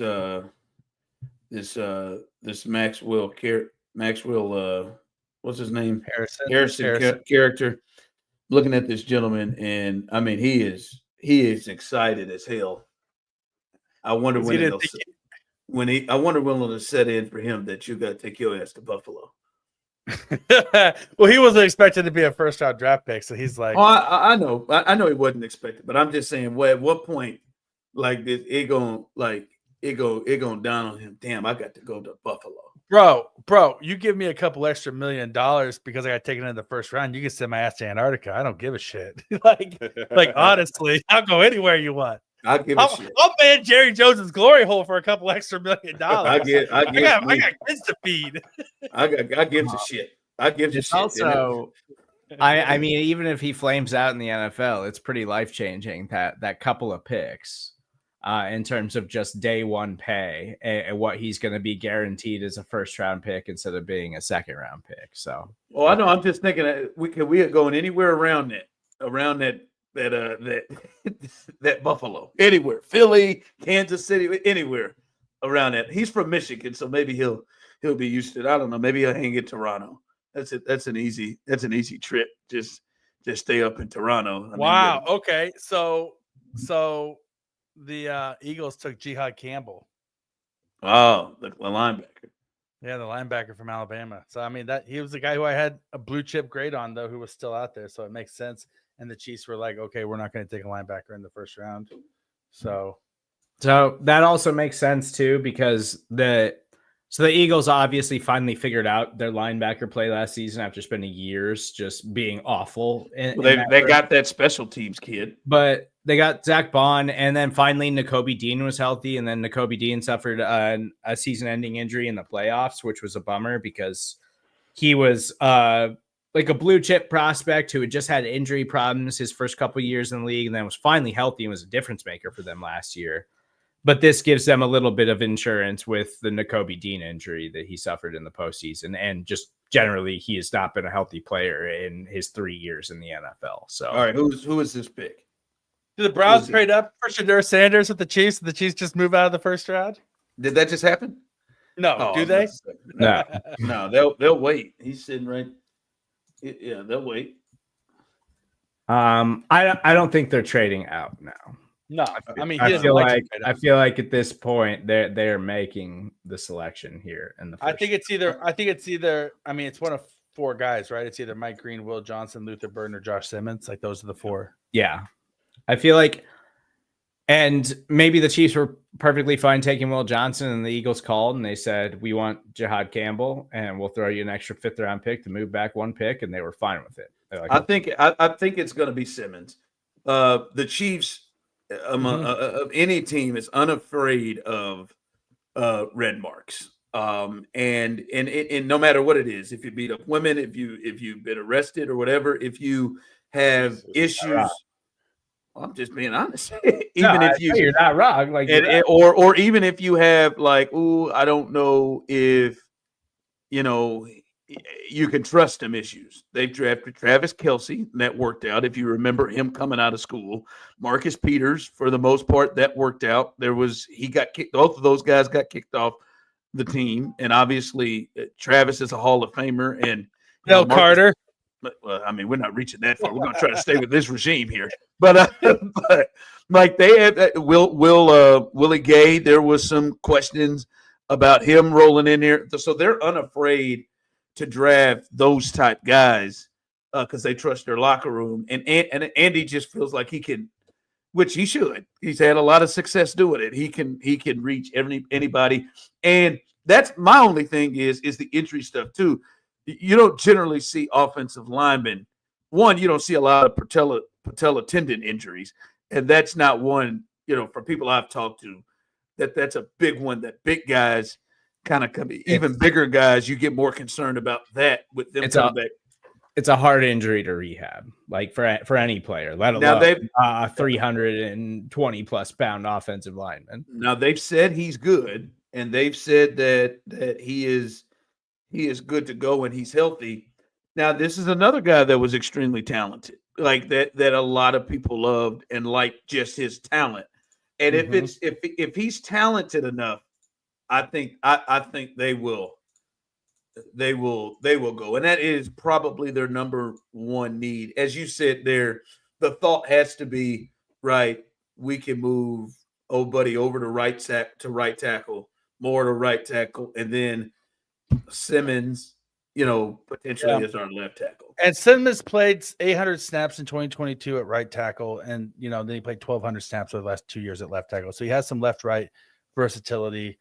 I feel like the more I think about it, the more I feel like it has to be Josh Simmons at this point, because I feel like billionaires are prideful individuals and they don't like to be embarrassed on a national stage. And it would not shock me if after the Chiefs lost the Super Bowl to the Bucs the way they did, they turn around and lose the Super Bowl to the Eagles the way they did. If Clark Hunt told Brett Veach, I don't care what you do, but you fix the left tackle. I don't have the crown jewel of the NFL, the shiniest toy in the NFL, and Patrick Mahomes, so that he's running for his life 24/7. Like I don't care what you do, fix it, right? Yeah. And it wouldn't shock me if that was the mandate. You going Jordan Schultz here? Yeah. For Jordan Schultz, Chiefs are staying at 32, expecting offensive line help for Patrick Mahomes. So, and Patrick Mahomes just tweeted out the emoji with the sunglasses. Yeah. So seems like they're definitively making a pick here. So it seems like it's got to be Josh. Yeah. Or is there another tackle that is another guy that they really love? Yeah. Yeah. I mean, Ariante Ursi they brought in for a visit from Minnesota, but he's as rough as Kingsley in my opinion. I know that Caleb over at Arrowhead Pride really likes Marcus Embo, but he's late second round pick. Ozzie Trapillo, late second round pick. There's no other first round values there. Cameron Williams they brought in for a visit, the right tackle from Texas who got his ass completely beat by Jack Sawyer and lost him the game in the college football playoffs. So I mean, Josh Simmons is really the drop. Like there's a drop off and a separation after Josh Simmons. Chiefs, the pick is in. Yeah, the pick is in. So Chiefs knew exactly who they were taking. They did not waste much time. So expect it to be one of these offensive tackles as we eagerly await the Kansas City Chiefs pick. Yeah, it's got to be Josh Simmons. Yeah, I would imagine. And like I said, the Chiefs can't piss me off in this thing. I like they can't like anything they run with. I don't think they can piss me off. I don't. Oh, Stacy, doing me dirty, doing me dirty. All right, so Luther Burden would be the most fun pick in my mind. Yeah, Luther Burden would. Be he has the best. He has the best man bun at Foolish Club Media. Easy. So the whole reason for the man bun is because my son is like obsessed with ninjas right now, and he wanted me to get a ninja haircut. He said, and so this is like my samurai top knot for my son. And then I got it, and then my wife was like, "Yo, I like that," and I was like, "Okay, sense. Well," I was like, "My wife thinks I'm hot. I'm just gonna keep doing it." Yeah, there you go. So my wife said she thought it was hot. Yeah, whatever I listen, I look at myself in the mirror and I see what I'm working with. So whatever I can do to maximize the thing where my wife is like, "Oh, that looks hot," I'm like, "Oh, well, I'm just gonna keep doing that until you tell me it's not hot anymore." Until you're like over it. Sounds like a solid plan. I'm not gonna lie. Yeah. Glory, hold it out. Yep. It is going to be Josh. How do you think I met my wife? It is going to be Josh Simmons, by the way. Jordan Schultz reporting. The Chiefs are picking Ohio State offensive lineman Josh Simmons. Medicals were totally clean, and now Kansas City adds an elite protector at left tackle for Patrick Mahomes. Love it. I mean, that was the guy that does he start?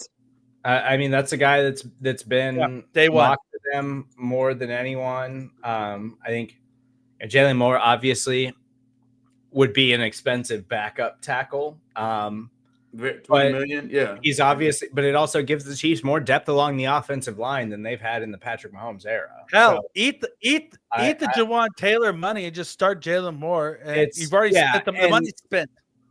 That's the thing is like I don't have a problem with any of that because I've always been team just keep dumping assets in the offensive line until you figure it out and get it right. Until you actually fix the problem. Try the Texans. They're looking for more tackles. Yeah. You could happily pass up Jawan Taylor. But I think I'm perfectly fine with it. That was always the idea. It was like if they take a tackle, no matter who it is, I'm probably going to be okay with it because just keep trying to figure it out. You know, the interior is good, and you believe that Kingsley can succeed at guard, even if he's not going to be a Hall of Fame caliber player and Joe Thuney. You just can't have your tackle situation be a detriment to the entire offense the way that it was last week. So Rocky, give me a little bit on Josh Simmons. Yeah, I mean he's a good athletic mover. He played at the Big Ten. He's played against the top talent. He in the half season he played last year. He kept his quarterback clean the entire time. Gave up no sacks. He's a much better pass protector than he is a run blocker, but he's still fine enough in the run blocking. He struggles a little bit, I think, with hand placement and punch timing. There's sometimes that gets a little bit out of whack, and his grip strength could stand to be a little bit better, and his balance, right? He needs to work on his balance a little bit. But those are like smaller issues versus glaring ones. Like with Kingsley, he has no grip strength and he never latches onto a guy, and he's just like pawing at a guy the entire time and then reaching, right? Like that's not the issue with Josh Simmons. His is more things they need to refine and tweak. But as far as a day, I think that he has all the tools and all the pieces to be a day one starter. There is a question about his arm's length though. And Andy's always been like 34 inches is the threshold. But then he goes out. Jalen Moore doesn't have 34-inch arms. And then there's conflicting arguments about Josh Simmons. At the combine, he measured 32-inch arms, but then at his pro day, he had 34-inch arms magically, right? And so then they brought him in for a top 30 visit after that. So maybe it's somewhere in the middle. Maybe after starting Joe Thuney at left tackle for half a season, they said, we don't care about arm length anymore, right? We just want a guy who can block. Yeah. So, I mean, I don't know. He's the best left tackle prospect that Patrick Mahomes has ever had in his career, right? I think he's better than honest to God, at the stage where they had Eric Fisher, he might even be better in 2 years. He'll be better than Eric Fisher ever was when Patrick Mahomes had him. And it is interesting because without the injury, I don't think he's a player who sniffs the Kansas City Chiefs at the back end of the first round. Which good teams capitalize on these kinds of situations. Like good teams always. They do their work. They do the medicals. They do all the homework to try to find out everything they can about this player. And the Chiefs have been particularly good at that. Last season was the first season in several years that the injuries finally caught up to them because sometimes it's just bad luck. Like your quarterback trying to tackle a player after he throws a pick and taking out your number one wide receiver in week 3 of the NFL season. Like, sometimes it just doesn't fall your way. And it does feel like, because I know Kingsley, everybody was so hopeful about Kingsley coming out of last year, but I also think, and we talked about it a ton on the draft show, like what a raw prospect he was. But then the Chiefs, giving him the nod out of training camp made you feel confident. They're like, oh, they see something in Kingsley. They believe in him. And then it fell apart so fast. It's kind of hard for me to totally trust the Chiefs tackle evaluation at this point. But for the most part, they have always gotten a lot out of their offensive line. Like they have always done a good job. They've got enough of getting what they need to out of the offensive line outside of last season. So if they believe that he is that guy, like if they believe that he is fully healthy and that the medicals are totally fine, I am okay with the pick. And again, I was always team, I think edge is the way to go. But if you keep dumping assets into the offensive line, I'm never going to complain about it as long as you get it right eventually.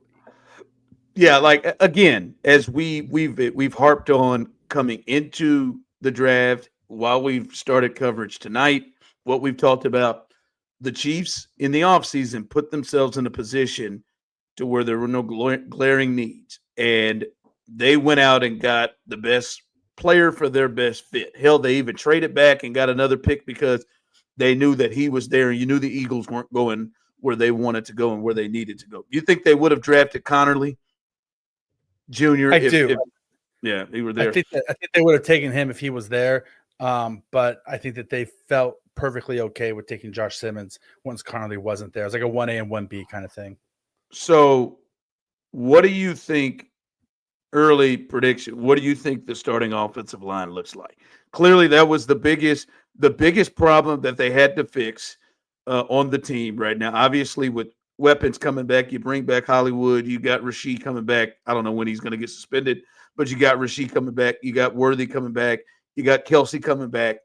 All right, the defense but what is the starting offensive line, you think? I think week one, I think Jawan Taylor's going to retain his starting spot, but Jalen Moore may be pushing him by midseason. I think that's going to be Josh Simmons left tackle. I think Caliendo's going to beat out Kingsley at left guard, and then I know, but I mean, if you think about it, if they felt so great about Kingsley at left guard, then he would have played in the playoffs, but he didn't. Right? I mean, like they say, oh, he looked really good in the one game he had, but when shit hit the fan and they needed to have protection, they went with Caliendo. So I think Caliendo has a leg up. I think Caliendo definitely has a leg up if Jalen Moore beats out Josh Simmons for the starting left tackle job because they played together in college next to each other, right? So, but I think that it's going to be, I think Simmons wins the left tackle job. I think it's Caliendo at left guard, Creed at center, Smith at right guard. And then hopefully I would like to see Jalen Moore at right tackle over Jawan Taylor by season's end. I do think like Jawan Taylor played well down the stretch last year. Yeah, he really did. Like he is the first impression guy. He's the first impression that was so bad at first it's hard to let that go. Yeah, and so he catches a lot of grief, but he was really one of their most consistent offensive linemen in the playoffs last year. Now it was so bad in the Super Bowl that's all on everybody's mind. But like Jawan Taylor was pretty good in the postseason last year, and Joe Tooney gave you everything he had. Like he couldn't have asked much more from a guy who had to move from guard to tackle at the back end of the season because it was so bad. But I'm not totally sold on the idea that Mike Caliendo is going to beat Kingsley out. I still think that Kingsley's got the physical gifts. Like he's got the tool set that he could succeed there. And the Chiefs just seem to really like him and really think that they can develop him and get more out of him than they got as a rookie. And coming into it, we talked about what a raw player he was. And then he gets thrown into the fire immediately at left tackle and can't succeed there. Like I'm just not quite ready to write him off the way a lot of Chiefs fans are at this point. I'm not ready to write in that Mike Caliendo, Frank's cousin, is going to be the guy that started. I just saw him get his ass lifted like he was a problem in the last two games. The cat from the Bills lifted him off his feet like he was a little kid and threw him down. And then Milton Williams just did him in. Obviously, Jalen Carter. Like they made it work at times, but no, like Kingsley is more talented to me, and I know what you talked about with his pass protection issues. Hopefully, in tighter that with help on either side, or at least the feel of it is something that is helpful. But I don't know. I feel the issue with Kingsley though is that his athleticism is his strength. Right. And you're boxing him in there. He's not a strong guy. Like he's susceptible to a bull rush, right. And so I don't think that he's any stronger necessarily than Mike Caliendo. Does he have more upside? 100%. Will he ever achieve that upside? Who knows? Did they ruin him by starting him too fast? Yes. He never should have saw the field at all last year. He needed a redshirt season. And we said that when he was drafted and they rushed him. And you see this happen all the time with guys. You rush guys, you ruin their psyche. They lose their confidence. I mean, in sports, confidence is 90% of the game, right? Like you got to feel like you're the badass that's going to go out there and dominate. And I don't think he has that mindset anymore. They may have broken a good prospect. Is the offensive line better today? Is it better than what they? Yes. Yeah. I think their offensive line is significantly better, and I think that you can even with losing Joe Tooney, significantly better. Yeah, significantly better because you could also nobody's really mentioned this, but if you're going to go with Jawan Taylor at right tackle, who says you can't push Jalen Moore inside at guard? Does he have that experience? I'll be honest with you. Hopefully they get this contract settled with Trey Smith, so he just hitting on a franchise tag on a lump sum, and you got to figure out what you got to do again. But I would prefer not paying someone $20 million to sit on the bench. Like I would prefer that right now. Now you look at Jawan Taylor, and he's already making big money. And again, I don't think he was. I thought he played really well down the stretch. Especially when you take in the pass rushers that they were playing against. But I just, and again, this may be like Steven Nelson when he first got there. This may be like Jawan Taylor. Like I can't get over that Mike Caliendo's like he can handle that. Like I just like all I see is him being lifted off his feet. That's all I see. I think best case scenario is Kingsley wins that job. Like you want Kingsley to go out there and win that job. The question is, will Kingsley go out there and do it? Will he seize the opportunity that's presented to him? They're going to give them both looks. They're both going to get equal reps, equal looks, and it's whoever goes out there and wins the job is going to get it. And can Wanye play guard? If Kingsley, honest to God, if Mekhi Becton can play guard, anybody can play guard. Right?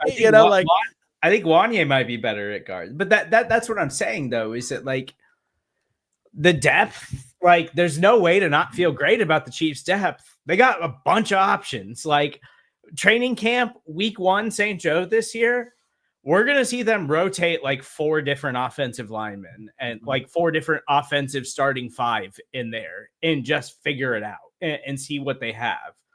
And hey, if it doesn't work week 1, week 2, we might see a different starting 5 out there and see what they got until they figure it out. They've never had this much depth along the offensive line ever in Patrick Mahomes' career and Andy Reid's entire time here in Kansas City. Even when the offensive line was really good, they've never had this much offensive line depth. And in the modern day NFL, where it seems almost impossible to find 5 good starting offensive linemen, let's go. I'm fine with it. We just saw the Eagles win the Super Bowl because their trenches were just simply better than everyone else in the NFL. The defensive line and the offensive line were better than everyone else. And I am totally on board with the Chiefs building it out that way too, and making sure that Patrick Mahomes never gets decimated in a Super Bowl ever again. I feel good. Like I said, there was nothing they could do outside of drafting people who kick the ball. There was really nothing that they could do to really piss me off or irritate me. I mean, other franchises can learn from it. I can respect what they have done in the offseason. The offseason, they had one glaring major issue that held them back from winning a 3rd straight Super Bowl, and maybe some, and some other things like the outside having their weapons solidified. They did that. Maybe some running stuff, and maybe we may see a running back coming up here in the next couple of days that could be an impact. But they had a huge issue at offensive line, and they filled it. They didn't trade out of the first round and sign guys for $3 million to come and play. They attacked this thing, and however you put it, man, they're going to have a hell of a backup. Like if they have an issue at tackle again, like you're right. You can get out of Jawan Taylor like right now after this year, and if he gets up there and starts fucking up like he had been in the last couple of years, that you like, hey man, you can go ahead and grab a seat. You can grab a seat, boss. You put pressure on him. You're right. I do think they've lost Joe Thuney, but overall, when you look at what they have done to put in, they actually have. I mean, they've got 3 tackles. Like if you say the team in the league that may have the best tackle position, the Chiefs just went from maybe the worst tackle position in football to, I would say, probably one of the best. Like one of the best, and that was their issue. Now they lose their all-pro guard, but if I'm going to lose something, I'd rather lose that, especially when I have the best center in the game and another Pro Bowl, all pro level guard on the other side. Like he can mask that. Well, the great thing is that you got your biggest need checked off with the best remaining player on the board for that guy in round one. Now you're rolling in and you got 2 picks in the 60s. You pick 95, pick 133, and now you're picking the 150s.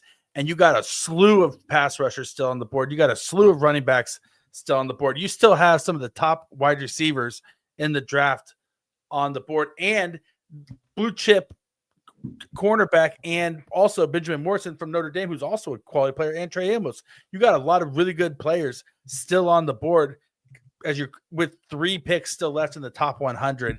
And you're at the point now where you're like, listen, our biggest need is filled. Now everything else is just getting whatever the best toy available is. Like we can go out there and just take, okay, this guy's a great pass rusher. This guy's a great wide receiver. Whoever's out there, you don't feel pressed to take anything else the rest of the draft other than just the best player available. And you also, within all of that, you move back, you pick up a 5th round pick that you didn't have before. So now you've got a little bit more ammunition if you want to try to move up into the 2nd round. I would shop that Titans pick at the top of the 3rd round to move back into the 2nd round. Well, I mean, they're 63, right? Pick. They're 63 in the 2nd round. If they see somebody that gets them horny, maybe Henderson move up, maybe to try to get him. Yeah, football horny. Wordage. Hey man, smart target. I mean, all right? Smart There target. could be children what, listening man. right now, dude. What's going on? Listen, put your kids to bed. This is after dark. It's midnight here on the East Coast. Oh, it's Foolish Club After Dark, is it? Yeah, that's what I'm saying. We've been talking about Glory Hole for the last Where's the hour glory and a holes half. at, baby? This is around the time we complete nightly fix every night. So I think we're good Me and shape. Rocky have been doing this for 4 straight hours. Yeah, that's right. No breaks. Listen, Killing I think that you look at the 2nd round, Chiefs are going to go out and get a pass rusher. I think they, you You think that for you, that's the priority. Yeah, I can see them getting an explosive back because they got what they got coming up, and they've got 66, which is the 2nd pick in the 3rd round, and then they've got 63 right there. Honestly, God, if I'm putting on my prognostication hat and trying to see into the future here, I think that they're going pass rusher at 63, and then maybe running back at 66, cornerback at 95, pass rusher at 133, and then the rest is all gravy. Yeah, I think they're going to go up into. I think they're going to go higher into. You got guys like Will Johnson dropping. You got guys like Henderson up there dropping. I think they may, because they have the ammo to do it. Yeah. I think they may go up. And the Texans may trade with them. I love Henderson. I love Cam Scatterbo. Oh God, don't get me off with Cam. But Dylan Sampson is still out there. He's a stud. I love Luther Burden. I forgot he's still there. Quinshon Judkins now better than Henderson. It's you get the biggest need off the board, and you did it in a way that you feel good about. Like you don't feel like it was a reach. You felt like this was the guy that was always going to be available and was always going to be an option for you, and you would always feel good about taking him there. Now you have legitimate options on day 2 of the draft, where we're going through rounds 2 to 3 tomorrow. We probably won't be live tomorrow, but we'll still have coverage here for you on Foolish Club Media. So make sure you stay locked in. Please make sure you subscribe. Like and subscribe. Please head over to our YouTube channel and follow us and make sure you're on the lookout for everything that we're doing. We're doing the Nightly Fix Sunday through Thursday, 10 p.m. Right here. So I highly encourage everybody to check that out. But yeah, I mean, on day 2 of the NFL draft, rounds 2 and 3, now the Chiefs have legitimate ammunition for day 2. Yeah. To Well, move and shake a little bit here now. I'm almost just as excited about day 2 100% after day 1 of the draft.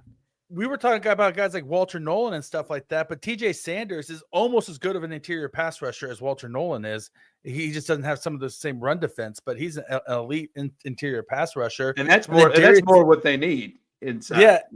And they were looking at Darius Alexander at the combine, had a formal meeting with him, and he slid out of the 1st round just because he's 24 years old.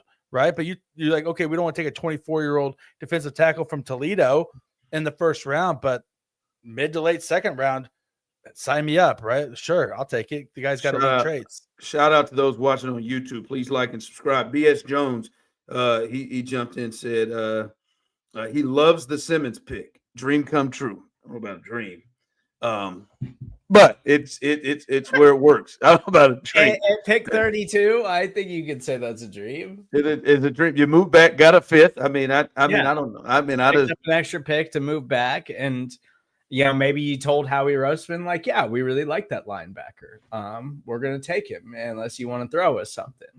I don't know why. I don't know what the feeling was. Just but maybe they thought somebody else was coming up to go and get him. Not Yeah, I mean, maybe somebody else was talking to the Chiefs, and so they were like, hey, we'll throw you a 6th-round pick to move back 4 spots or something and move out of the first round. But I don't know. I'm pretty thrilled with the Chiefs' first-round draft selection. Yeah, I mean, we're pushing 4 hours here now. Damn, Shador. Incredible.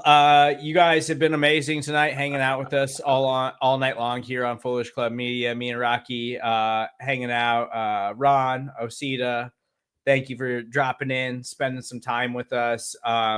We'll have more for you on Foolish Club Media later on this weekend, so make sure you're on the lookout for that. But incredible night 1 of the NFL draft. So make sure you please subscribe, rate, and review. Check out everything that we're doing here as we continue to grow. We're going to make a strong push through the NFL offseason. Again, I encourage you to check out the Nightly Fix. We're having tons of fun doing that each and every night throughout the week. Veach season, absolute banger each and every week with Rocky and Kramer. So best draft coverage you're going to find. They're having so much fun doing that show. They're going to have everything you need to know, break down the entire draft class once we get through the weekend. So be on the lookout for everything right here on Foolish Club Media. Thank you guys for hanging out with us on night 1 of the NFL draft. I'm going to go take a pee, maybe burn a heater, have another beer, and I'm going to enjoy the rest of my Thursday night. A heater, huh? One? Okay. Maybe a few. We'll talk to you guys soon.